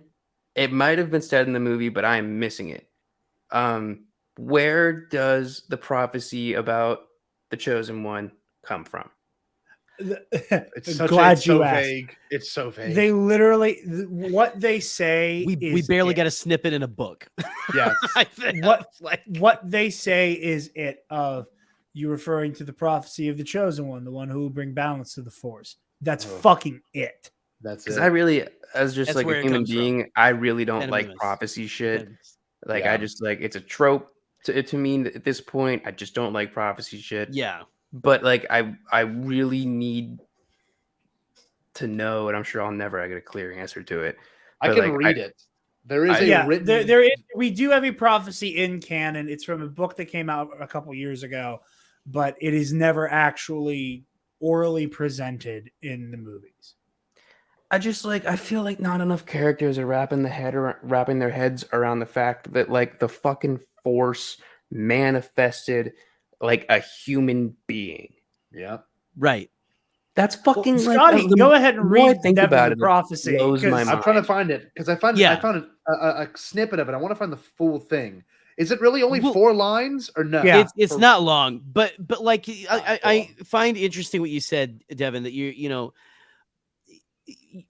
like you're not one for much prophecy and everything. And honestly, like I don't even think that the prophecy is truly true in it, because like Anakin both proves and disproves the prophecy. And then I feel like there still is a question going on, you know, like is it, I feel like Rey? that's like was it ever, you know, I feel like that's like a prophecy that like can almost fully like never be fulfilled, because I feel like the Force will never truly stay in balance. I feel like it was never supposed to. I don't know if the Force is like, I don't think the Force has like thoughts. Yeah. Right. Well, there's some interesting to this. I will say this, and you would these are the episodes of Clone Wars you would really dig, because this is the midichlorians aspect of it. There's these, and this is a deity kind of thing, but there is a, like I said, the cosmic and the living Force. For both them to exist, they must be in balance. And this is what the prophecy says: a chosen one shall come, born of no father, and through him will ultimate balance in the Force be restored. That's it. And it's super vague. George, I don't think, has ever really dived into it, but you've got so much. He wanted it to be super vague as well. Yes, because like that's prophecy. Yes, that is just prophecy in the real world. It's just like, oh well, I think it means this. I think it means that. That's tough. It's weird. It is, because then when you bring in like, did Anakin bring balance? Well, then you have a perspective question, and then you have like, was the prophecy misread? Is that like an arrogance of the Jedi thing to think what balance really is? Do we actually know what balance anything is for you supposed to be? And I don't know if you did this on purpose. That's literally a line of dialogue Yoda has in the next movie. Yeah. What is? That if the prophecy possibly had been misread the prophecy was. Beautiful. Oh no, I did not remember that. That feels cool. That feels nice. You did it. You're on the right fucking track. You're proving prophecy right now. No, I'm just kidding. No, like no, I'm with you. But here, my thinking of it almost now is like it's not like a cut and dried, like this is what this means. Yeah. Honestly, it feels almost like nature, how nature has to correct itself sometimes. Oh, yeah. To get back into balance. And that's kind of the direction, not to cut too far ahead, it's kind of the direction they start to take it in the sequels. Is like the light and the dark. To say that anyone owns that is vanity. Yep. You can't say to say that if the Jedi die, the light dies. That's vanity. The Force is just like, it is just life. It is being. It is life, death, darkness, cold, heat, warmth, whatever. It's everything. Yeah. All wrapped up. And again, every now and then it feels like a correction needs to be made. Like the darkness overtakes. You have to have the light come back in, drive out the shadow a little bit, so you can have a little bit more time to thrive. Pendulum, though, like that thing's never just not swinging. It's constantly in flux, which I think is fine. Right. Yeah. But then you can't have a label that essentially means like yin and yang, each own whole hemisphere of this. Yeah. If I may, of course, enlighten me, please. Please. I love this. Because this belongs on Knights of the Nerd Republic. What this episode's gonna get. The way I've always interpreted balance is that in that yin yang way you were just describing, Devin, there is a level of darkness that exists because the light exists. Yep. Yeah. bringing the Force back into balance is a product of having to unfuck the Force. There you go. Because Sith philosophy and the way that people who practice the dark side interact with the Force philosophically fall in line with the Sith, even if they aren't like full-throated Sith lords, dominate nature, throw nature out of whack. There you go. You know, like, again, this is legend, so this doesn't really count, but like if you look at like the Darth Plagueis book, you know, that whole story is Plagueis doing his damnedest to use a mixture of like really like almost the closest you'll ever get in Star Wars to like a Lovecraftian type horror. Yes. And dark Sith magic to manipulate midichlorians. And the way that the Force pushes back on that is by impregnating She Skywalker. And then it's insane. And it's one of the coolest stories ever. It's almost like the body trying to protect itself. White blood cells. Yeah. Literally, it's red and white blood cells. It's exactly what it is. So what you were saying with that pendulum, like, but that's what like it says. It's like, I feel like the Force just struck back at us. And then there's a scene in the book that's kind of funny because the Darth Plagueis novel, you know, when you hear Sidious tell the story in Revenge of the Sith, you think Plagueis has been dead for years. No, Plagueis is still alive and kicking during Phantom Menace in Legends. Plagueis is just off screen when Obi-Wan, Qui-Gon, Anakin, and Padme arrive on Coruscant, and he's near Anakin and can feel him and goes, "Oh my fucking God, we made that." That's the balance. And freaks out about it. He's like, "You exist to kill us for what we just did." Yep. Dev.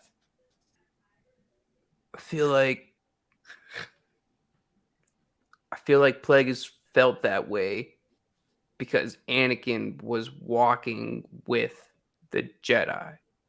Because in like reality, Anakin was like almost like Plagueis's best weapon. Exactly what it is. Yeah. But so that's like, did the Force really fuck Plagueis? Or was the Force like? Well, the thing is, the Force crippled him. The Force crippled him. He would literally bring the coin was back up in the air for sure. Yeah. Yes. He would. There was it created it as an antibody, but the antibody could be turned to work cancer. for the it could be turned into cancer, right? Yeah, it's so weird to work for you. Yeah, that book is the most what's it? Is it the term heady? It's like so unbelievably conceptual, and it's executed so well because it answers all these weird prophecy things. It's the only book, but it's still considered, you know, non-canon, unfortunately. Hopefully Acolyte will be the one that brings that out of the darkness. But the reason Jarod, I'm sure, brought it up is because, you know, in terms of balance, that movie settles balance. That book explains balance. You know, it's probably the best companion piece of the Phantom Menace in this way. On top of that, it also adds the fact that, yes, there is a scientific way to operate the Force, but also, while, yes, Devin, you're right, the Force isn't sentient necessarily, it doesn't have thoughts, the Force is still a deity in some way. The Force still exists in a religious, magical way. Yes. So even though, yes, like he's doing these things to deliberately move it as he wants to, like a machine, the Force is also going to react and go, no, this is the natural balance of things, and create Anakin and set events in motion to put Anakin in the lap of the Jedi. And even though he turns and he eradicates the Jedi Order, he still kills Palpatine. And by killing Palpatine, he also dies in that effort. I guess it's to like anybody, his spawn too. That kind of like it is weirdly that way. Yeah, he sets, and every time people talk about like the sequel trilogy undo Anakin's sacrifice, like he sets in motion a specific chain of events that will lead to Palpatine being defeated for good. Yes, I do think it's like super interesting that like Plagueis was trying to like keep or like prevent death, so the Force kind of like created a life. Yeah. Exactly. And that's the beauty of it. I feel like I'm not like reaching a lot but it does almost feel like you're doing exactly what you're supposed to do. Yeah, and that's Star Wars is vibes, and you're. But like, I vibing, just can't man. believe that like we've been talking for an hour and 50 minutes now, and like this guy named George was just like whiteboarding it up in a dark room for like. Well, you I know don't what? even know how long. Like, if that's the case, then like that's super fucking tight. Congratulations. But if it's just like, I do think that like, especially over the years, the fans of Star Wars have like helped tremendously. Fans, authors, you name just it. because like the original like concept of Star Wars and like the like. I don't even know what you would call it. This is all because like, he couldn't get the rights to Flash fucking Gordon. It's incredible. Isn't that why he created Space Jesus because he couldn't get Flash Gordon? I think it's so cool that like the kids of the original like Star Wars trilogy, and then like especially like the children that were like younger during the prequels. I just feel like we're really close to the point where like the fans of Star Wars have created just as much of Star Wars as like the original creator. Yep. Yes. If not I more think now. that's like, and I think that their like contribution, especially to like the canon, is like it's almost like embarrassingly significant. Yeah. It's really cool. But it's also just like, holy shit. Like we need to answer these questions, but like, should we answer them because George didn't like put it in a movie that it's like Grogu. Real? That's like Grogu. That's like the prime example of it. Like, do we risk everything for Baby Yoda? Because that was something that Dave and John apparently had arguments over, when they made The Mandalorian. I do want to say one thing to Devin's point. I think if it wasn't for this movie's success, and I mean this, like not financial success, cultural zeitgeist success, nothing of this conversation would have been had. Like, let's say the Phantom Menace literally flopped. Like the reviews were so horrible that it actually flopped and like did horrible. I really don't think we would have gotten a 2 and 3 because George funded it, but I don't think anything else after would have been anything like it is now if it wasn't for this movie. Because you had 17 years. I'm sorry. 83 to 99. What is that? 16 years to wait until you got the backstory of all of this. And like, if it didn't work out, you're in trouble. Your franchise is in trouble. I mean, it is. And in some weird capacity, as much as this movie gets, it worked. And it did something. It's incredibly impressive that like there are 9 episodes of Star Wars, not including spinoffs like Solo. I mean, like there are just like 9 kind of like core main movies that have like spawned all of this, and so much of it was spawned just after 6. That's literally right. That's like it's just like nothing else has like done anything like really like close to specifically that. Yep. Right. Like you can talk about other movie franchises that like took giant gaps and like sequeled or prequeled and like spinoffs and things like that. But like, I think this was like the first to like create, I don't even know what you would call it, like an enterprise in like, I don't want to say like all of humanity, but like it's religion. It's pretty much I think people could look back at Star Wars 400 years from now and go, they literally created a religion.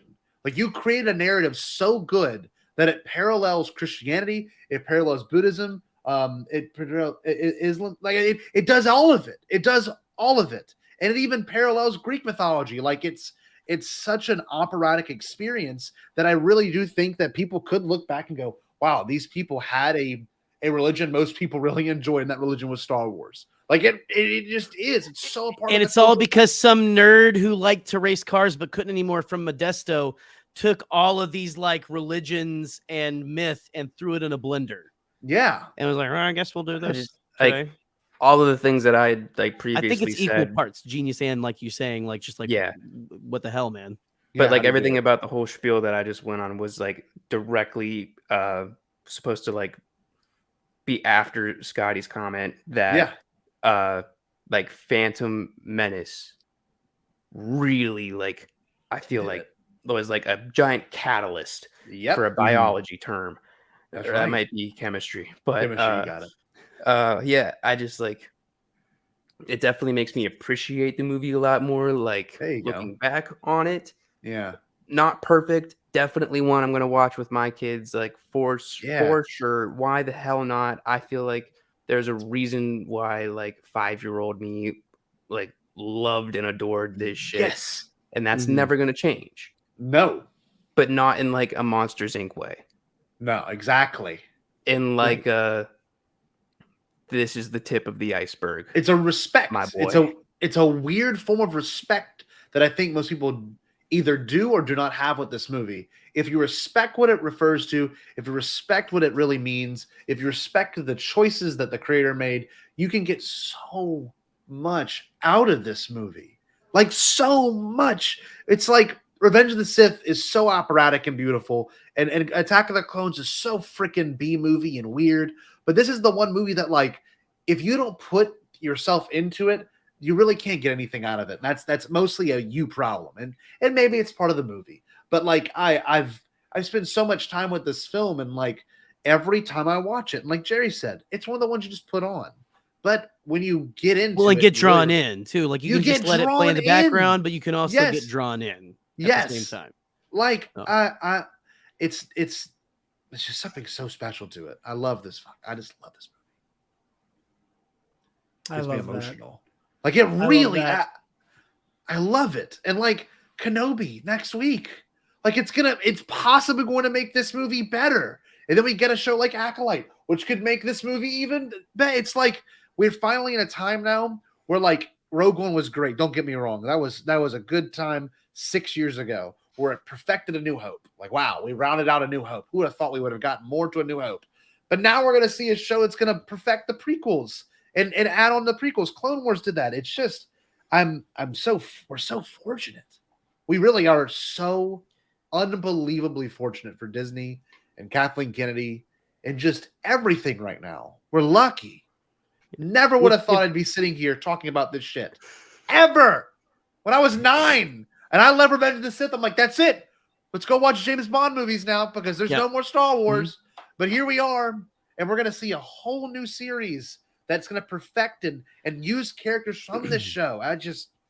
Wow. If George did anything, he created a very solid foundation. Yes. For a lot of imagination. You know, if he did anything, he created a foundation, a sandbox. Yep. That people have built things that maybe even are better than some of the things that he did. Exactly. And stuff, or have made the things that he like added some towers to his little, castle that he built in the sandbox. Put some ornate decorations on it. But I'm going too far with the metaphor here, but no, like it's that George perfect. He is not, but he created again something that is unlike anything else. Certainly not you in cinema. No, I love that we got to spend this much time talking about this damn movie. I could probably go another 2 hours if I didn't. That's the thing. That's fantastic. That's the thing, right? Yeah. Like I have so much more left in me. I know you do. I have questions. I have like Jarod, you and I one day might have to do just like a part 2, or even like the 4 of us could unite again, which I think would be really fun. Or fuck it, Jarod. I'm the co-host, but I'd like to extend an invitation for these guys to come back after Revenge of the Sith. Fine with that too. Dude, I would love to do an episode of Knights of the Nerd Republic that's just Devin going, okay, explain this to me. Yes. I don't mean to say that I'm like the voice of like casual Star Wars fans trying to jump into it for the first time, but I feel like a lot of the realizations that I've had, especially upon information collected, I've tried to be like as logical and rational about it. Sure. And like, this makes sense. This doesn't make sense. Can someone help? It can't be helped. Fuck, that's Star Wars. Like, yes, fair. Right. Star Wars isn't a movie series. It is an experience that you have to. There could be a little. You don't have to do the homework, but if you want to, there's homework to do. Like, but someone also can do it for you. That's the beauty of Star Wars. Exactly. Right. Yeah, Devin, absolutely. I just need to respond to what Devin just said with the that's a beautiful thing. Sensational. So good. I love it. You know what's funny? I want to bring this up just a second before we have to close this whole big old shebang out. I wanted to bring up. Let this dovetail into your final thoughts and letter grade then. Like perfect. Okay. I think the cool thing about Devin giving us his perspective, and like, it's not to bracket anyone. I don't like doing that. But as a teacher, I naturally see which kid gets it, which one of my students just gets it. And right now I see that Devin just gets it. Like, you get it. And like, it, right? Right? Then there's other people, unfortunately, that are in the middle. Like, they get it. You can see in their eyes, you can see in their face, you can see it in their posture that they are somewhere in the middle. Then you've got people that just don't get it. And it's not nothing against them. It's maybe their upbringing, it's maybe who they are, it's maybe how they have their outlook on life at that moment. But like, I love that I got to see Devin slowly come out of his shell and get it and ask questions and want to be involved, because that's what this movie should do to most people. You should watch it and go, okay, I don't know. What about this? And, where can I go with where can this take me as a person? Right. And a lot of this movie is so much on your perspective of watching it. Right. And not to put you in a tier, but, you seem like, and this is just from my interpretation of talking to you and getting to know you in these past couple hours, you seem like the person that wants to know more. It is okay with knowing more, but you're also fine with the mystery aspect. You're the Star Wars fan that I wish everyone could be, because when you get too much into the nitty gritty, like, I would say, if you were to put on a number scale, Jarod, Gerry, and myself are like those 10 out of 10 fans where like nothing goes past us. Leaks don't go past us. Rumors don't go past us. Story threads just don't go. Like, we have to focus this. Yeah, it is a form of hell, because you should be thinking about things like, I'm a slave. Oh, yeah, literally. This franchise. Like I have these moments throughout the day where I'm like, oh my God, is this all I think about? Like, that's so I get anxious when I get out of work and I'm like, oh fuck, something happened. I gotta get exactly caught up. It's I'm also a parent. I have to keep a child alive. Oh, literally, it's a strange drug, and we all suffer from it because we got people in the space that we do not like that also have this ability to speak about it. And I'm not saying anyone's names, but there's people like in our circle that I love, and they're great people. There's people that are outside of our circle that also have a voice that's as powerful as mine, but they're stupid. And like, I'm so glad Devin has this opportunity to sit here and let us, be kind to you and explain things kind to you, because like, and Conan O'Brien says it, cynicism is the worst attribute to have. If you go into Star Wars or anything in life with cynicism, thinking you know everything, then it's just, you're going to come out flawed. And this is my last little point. This fucking movie makes you sit through it. And I think better than The Last Jedi will say to you, Star Wars is not this. Okay, TLJ teaches that our heroes, our characters are flawed, right? But this movie teaches you that Star Wars is more than just mysticism. It's more than a lightsaber. Oh, yeah. There's so much more poetry, like George said, in this movie that people don't give enough credit for. Literally, I'll teach you something real quick, Devin. There was a fucking marketing campaign where the actors read tone poems. There was trailers where they literally had Darth Maul reading a tone poem. All that was missing was people snapping. That's literally all that was missing. Yeah. Literally. So you're watching this movie and people went into it with these expectations that it was going to be, yes. Fear attracts the fearful. It's so the weak, sick. The strong. I think Watto has Devin, one. it's fucking wild. It is wild. It sounds awesome. Oh my God. So to round out everything, it really does come down to, what you want to take out of this movie. You may or may not get. And like, I put it as an A+ because you know, there's so much cynicism. There really is in this world today that go, I just think that, you know, this about this movie. And like, yeah, you're fine. You're valid in your thoughts. It's you have your own perspective on life. It's maybe not the same as mine, but Scotty thinks you're an idiot still. But yeah, you're a fucking moron. But no, it's cynicism to go into this movie and say this is not Star Wars, because in truth, it may be Star Wars at its most Star Wars. I mean, it really will be. I'm so worked up. I just get so excited to talk about this movie because of this. You're like a you are like the sweaty like, preacher, the televangelist right now. Like, and if you send another 12 grand. The Phantom Menace. Let's get the Holy Book. Where's the Holy Book at? Here we go. The original script. Here we go. As it said, page 71. I didn't know you owned a copy of the screenplay. Mesa don't watch. These are gonna be a messy. Your power conquer Darude. The power couplings are being activated. Bode and Beeb, the two-headed symbiotic relationship manifested in the text. You've got so much spiritualism in this text. Shit. All right, ladies and gentlemen.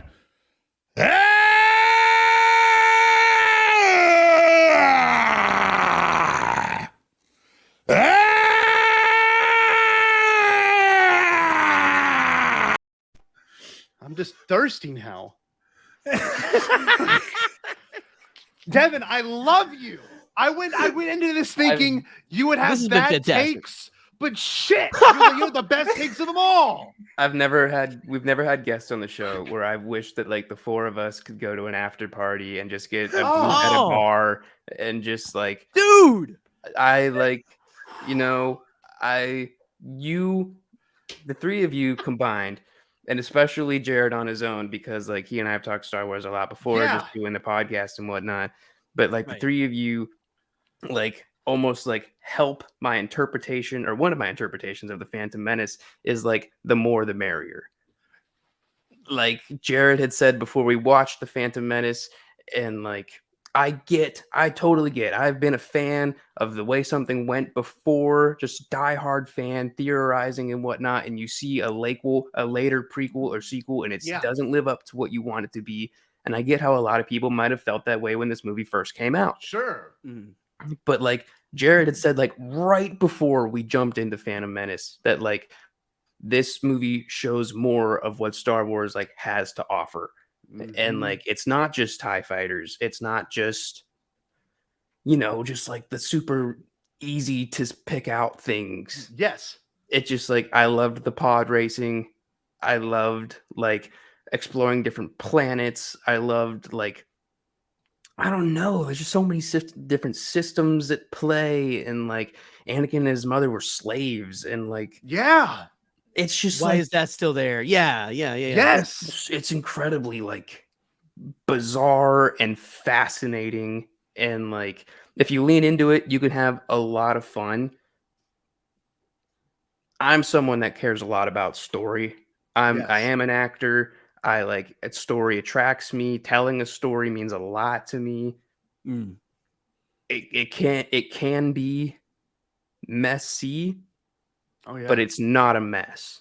God, that's good. Like at all. God, that's Scotty. But no, that's true. I mean, it's like you're eating a fine chicken leg, right? And it's gonna be greasy, and it's gonna get crunchy. And there's some parts of it that are so tender and special. There's parts with the little filament, and you're gonna spit it out. It's gross, but like it's such an experience. And when you're done with the chicken leg, you go to the breast. When you're done with the breast, you go to the thigh. Like it's part of it, right? You got the red beans, you got the mashed potatoes, you got the biscuits. You're at Popeyes, and like part of it is just like. Don't you make me want Popeyes? No, you bitch. Wait, listen. Cajun born right here. My last name is literally Jarod. It is French as can be. There's a parish named after me. French as fuck. All that being said, I want to bring this in. You can at least, even if the chicken is okay, it's not very well done, you still eat it and you still like, okay, I'm talking about it anymore. I'm just excited. Giant metaphor. So I love this is why we work so well together, me and Scotty, with our show and stuff. But like, I have to say, like, I've really enjoyed getting to know you and your perspectives, Devin. Yeah, same to both of you. Same to both of you. You honor me saying that you would like. I honestly, if it was up to me, I'd say let's go out to the bar right now. You know, distance be damned, because like Scotty's at the bottom of the United States, I'm at the top, and you guys are all the way over on the, you know, like, you know, where. But what I would like to say about, like, and Scotty, you've been talking about this. I mean, yes, Star Wars is a chicken leg. The Phantom Menace is a chicken leg. Yeah, that's there you go. There's a T-shirt. But more than that, what I love about, like, I love that we've been talking about, like, you know, Devin, even you were saying, like, if you lean into it, there's a potential to have fun. There's a potential to get something out of it. You got to be in the right headspace. And it reminds me, because I'm a Star Wars nerd, of Yoda and Luke on Dagobah. Luke about to enter the cave, and he says, that place, it's a domain of evil. And he says, well, what's in there? Well, only what you take with you. And that to me is the Phantom Menace. It's any Star Wars movie. It's not one of the originals, frankly, is what is in the movie is what you take with you. If you take a bunch of cynicism with you, you're going to come out probably having a bad experience, you know.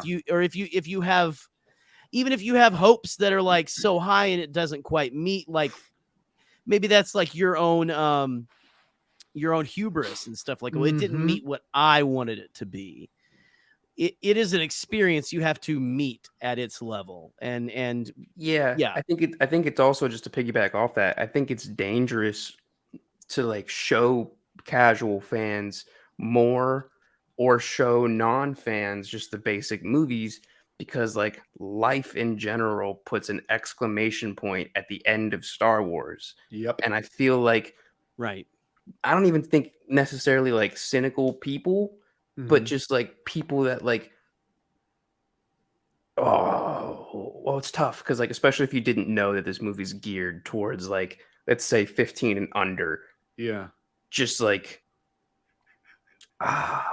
it's like a dangerous boat. You either jump on it or like you just miss the fucking railing and like are swimming, you know? Like, right. It's just like, I don't know. I think Jerry, I think a big part of that's true. Like the headspace that you watch the movie in creates the world that you take from it.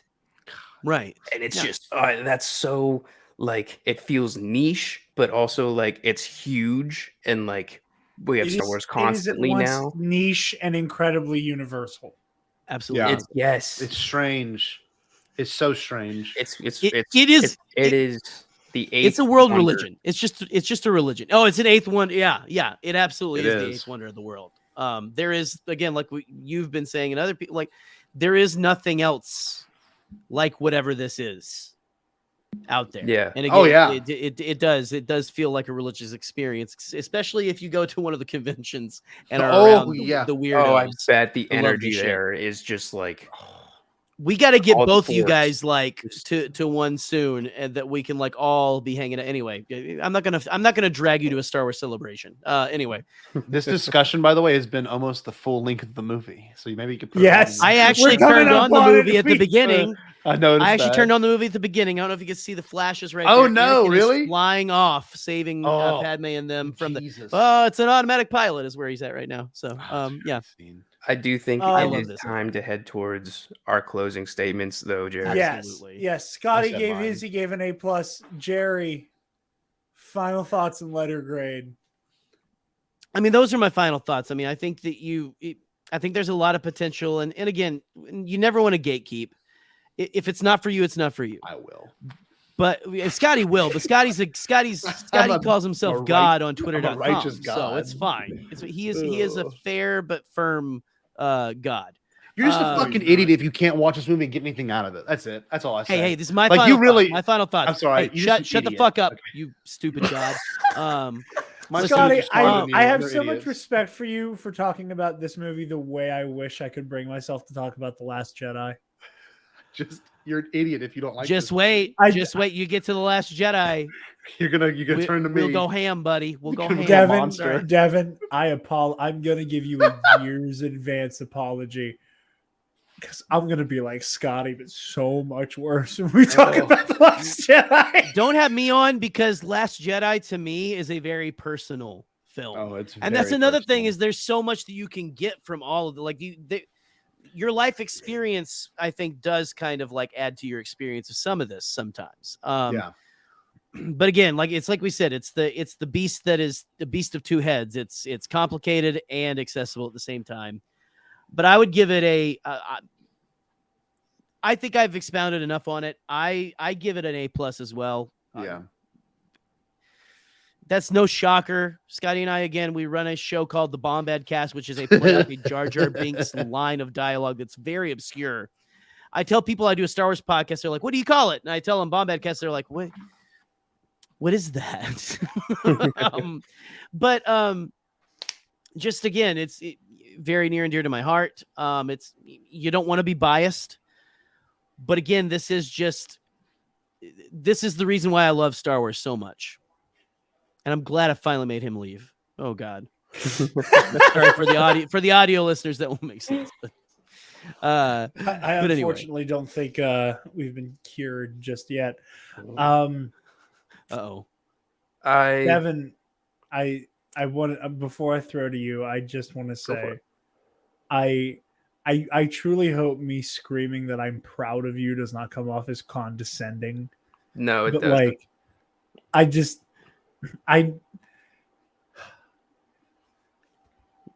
the reason why I get along with Gerry and Scotty so well, and why they are some of my favorite people I have met doing what we do, is because listening to them talk about Star Wars, I have that someone gets it the way I get it, or in the same way that I get it. They have the same passion. We have, right? like, we look at this and read the same thing. Right. And it is very easy for a movie buff who is not unhealthily obsessed with Star Wars to write off a lot of Star Wars as, you are lucky that this is a bajillion-dollar franchise with authors who are willing to correct your weird fucking mistakes.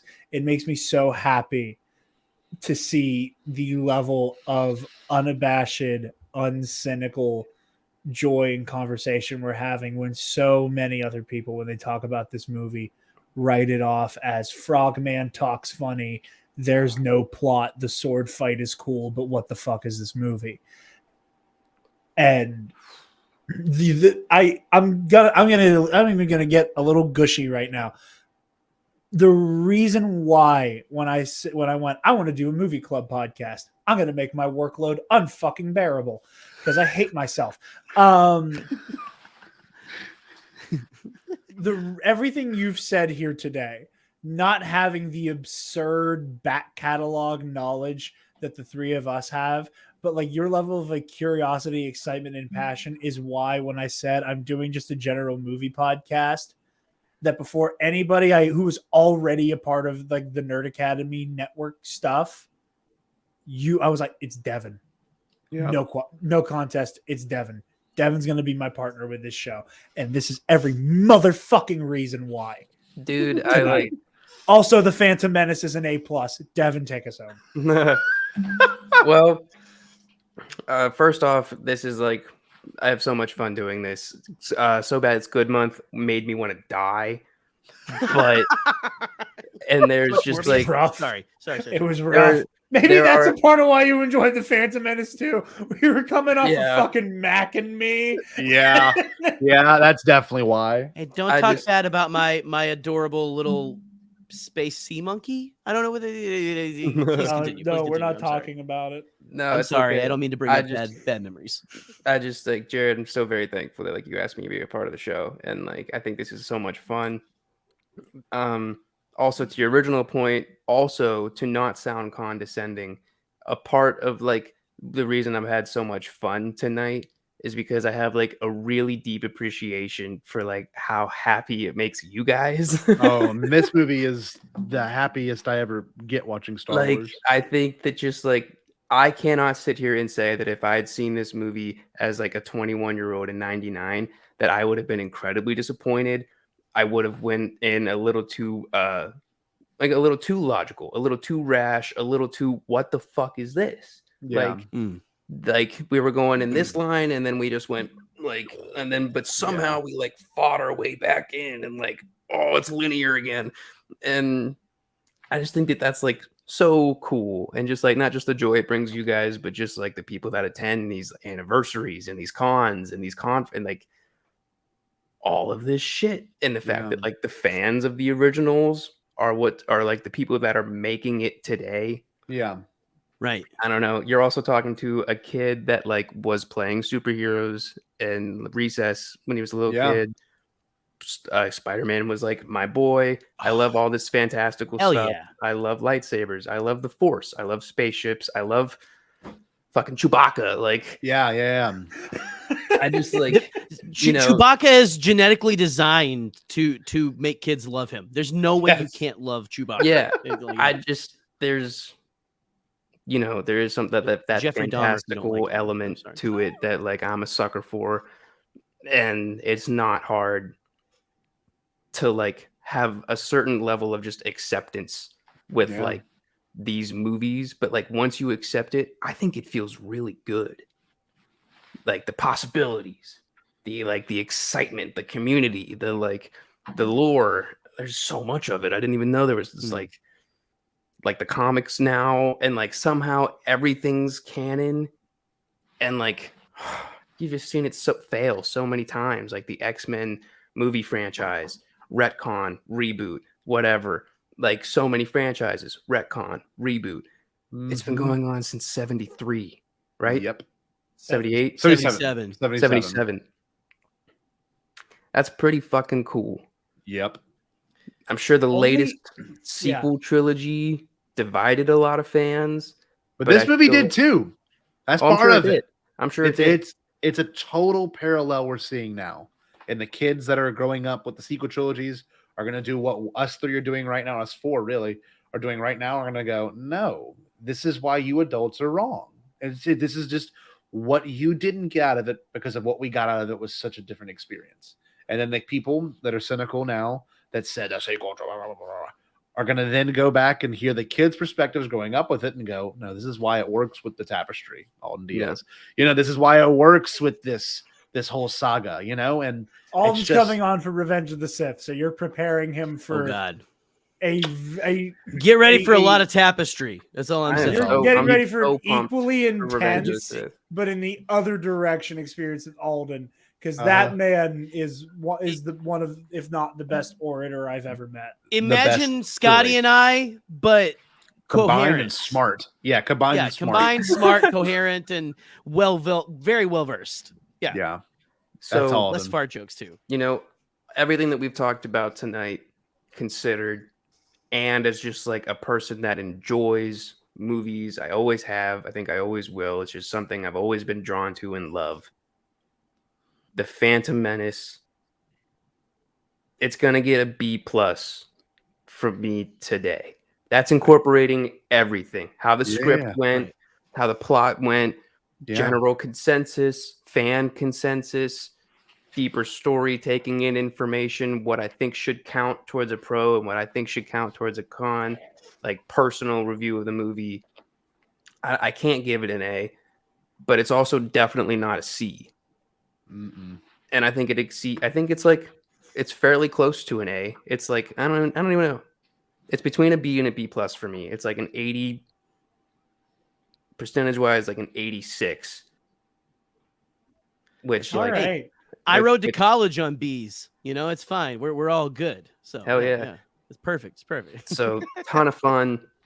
Not a very bad movie. Laid some incredible groundwork between the world and the narrative. Both being like new to me again. That was pretty fucking cool. It's gonna be a big nut bust. That's right. Nut has been busted. Absolutely. Gerry, Scotty, where can the lovely people find you guys and all of the amazing things you do? When is this posting? Just want to make sure I don't say anything. It's gonna be tomorrow. Okay, so obviously big stuff coming up. What I suggest all of you doing is watching Jarod's stream of the Celebration events. If you really want to get that up-to-date, like true, knows the rumors, knows the speculation, has his own thoughts and feelings, that's where you want to get the actual real reactions. But Gerry and I will be attending Celebration in Anaheim next week. We'll be posting recaps of the day. We'll be having small interview segments with people. We will also recap Kenobi while we're there. We're going to have some pretty strange guests with us. I'm not going to say any names because I don't know if it's going to work out. But we'll see. There is a lot at You can play. trust Devin. When we're done, I think Devin will appreciate that. I'll talk to Devin after. But there's just a lot going on. And I think people also need to take a second and just breathe. Right now, we are in one of the greatest moments leading up to a celebration or any event because we've got so much we don't know. We can just enjoy the not knowing because the second we get that convention next weekend, there's so much we're going to know and the mystique will be gone and the answers will be solved. And things that we've always wanted to hear might be told and things that we don't want to hear might be told as well. So like, just take what you love and love it for these next couple of days. Mm-hmm. And it could be Jarod Devin here, Gerry, myself. Just know that what could happen in Kenobi could have a paradigm shift, right? There could be a whole shift of thoughts about something later. So those are two huge characters to Star Wars that we're just gonna like throw back in the mix. So it's we huge. Have to as I'm literally gonna watch the prequels hopefully tomorrow night. The next I've never felt. I'm sorry, Scotty. No, I've never felt the way that I have felt about a Star Wars trailer since the Force Awakens trailer came out. Yes, the way that I felt about that first Obi-Wan Kenobi trailer when it started playing that song that Jarod's band really played really well. I heard about that from Ray Park actually. So, but wait, fun little caveat to put onto that. A couple years ago, I got to see Ray Park again. Did you talk to him about it? Oh no way. He that. Brought it up. Oh! Shut the hell up. He remembered your face? That is so cool. On Cookie Cup right now. Oh, damn. Okay. But look, we're putting it on Eldritch Gods now. Okay. All right. I love that. That's serious. I love that. And it's like, we should all just, like I said, take the time to enjoy the calm because the storm is going to be unbelievable. From May 27th to June 23rd, I'm telling y'all, it is going to be like an adrenaline rush every Wednesday and I guess Friday morning for some people. Like, I'm not ready. I don't think I've never been this emotionally unprepared because now they're playing with our Star Wars and I'm excited. I'm nervous. I'm excited to see how they do things, but this is just a note to anyone, including you, Devin, who's not even fully into it. But you're going to watch a very interesting thing occur. People are going to be mad. People are going to be happy. I'm looking forward to that. It's going to be a chemical reaction like it always is, but it's going to be a big one this time. This one is playing with young people's feelings instead of old people's feelings, and that is so much worse. I think I'm going to write a tweet about it. No one is ready for it, no matter how prepared you are. Go look out for that. The Twitter god will be bestowing more tablets from the mountain for you. Look, but in all seriousness, go watch Jarod's streams. Go check out Bombadcast YouTube page. Hopefully there'll be some reaction videos posted there as well. We have a lot to look forward to, and I'm very excited. Gerry's going to be the man on the scene for Jarod, and I'm going to be there editing Bombadcast and getting Bombadcast material out there. But hopefully we'll be able to make it onto one of the after shows. Yes, I think. Well, the thing is, we're going to be doing our best if we're not getting drunk. Well, that could be the case. That might be a thing. But we won't be doing it through StreamYard. We're going to be doing it. The only way I think efficiently is we're going to be YouTube living from a phone and just having a mic and just going with it that way. But any commentary, I really do. There is a crossover during. But wait, if you wanted to do a stream, I'm starting to do plugging now. If you wanted to do a stream and invite us on StreamYard, that could also be done. That's what I'm saying. Possible. Yeah, that's definitely possible. Yep. When I'm doing my stuff. Yeah. You guys will all have all the links and stuff.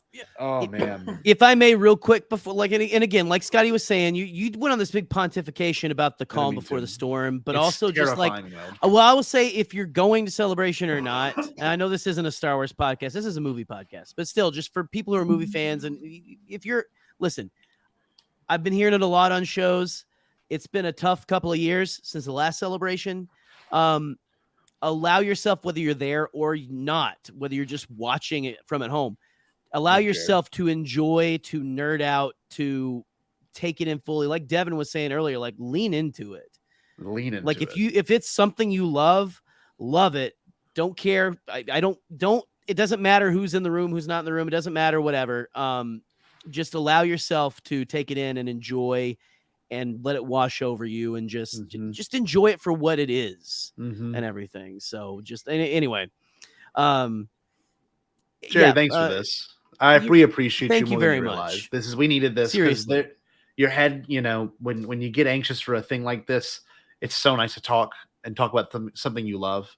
Like, thank you both for letting us be on here. This meant a lot to me. I needed Devin, this thank way more you than I realized. Seriously, too, for allowing us to talk at you. Yes.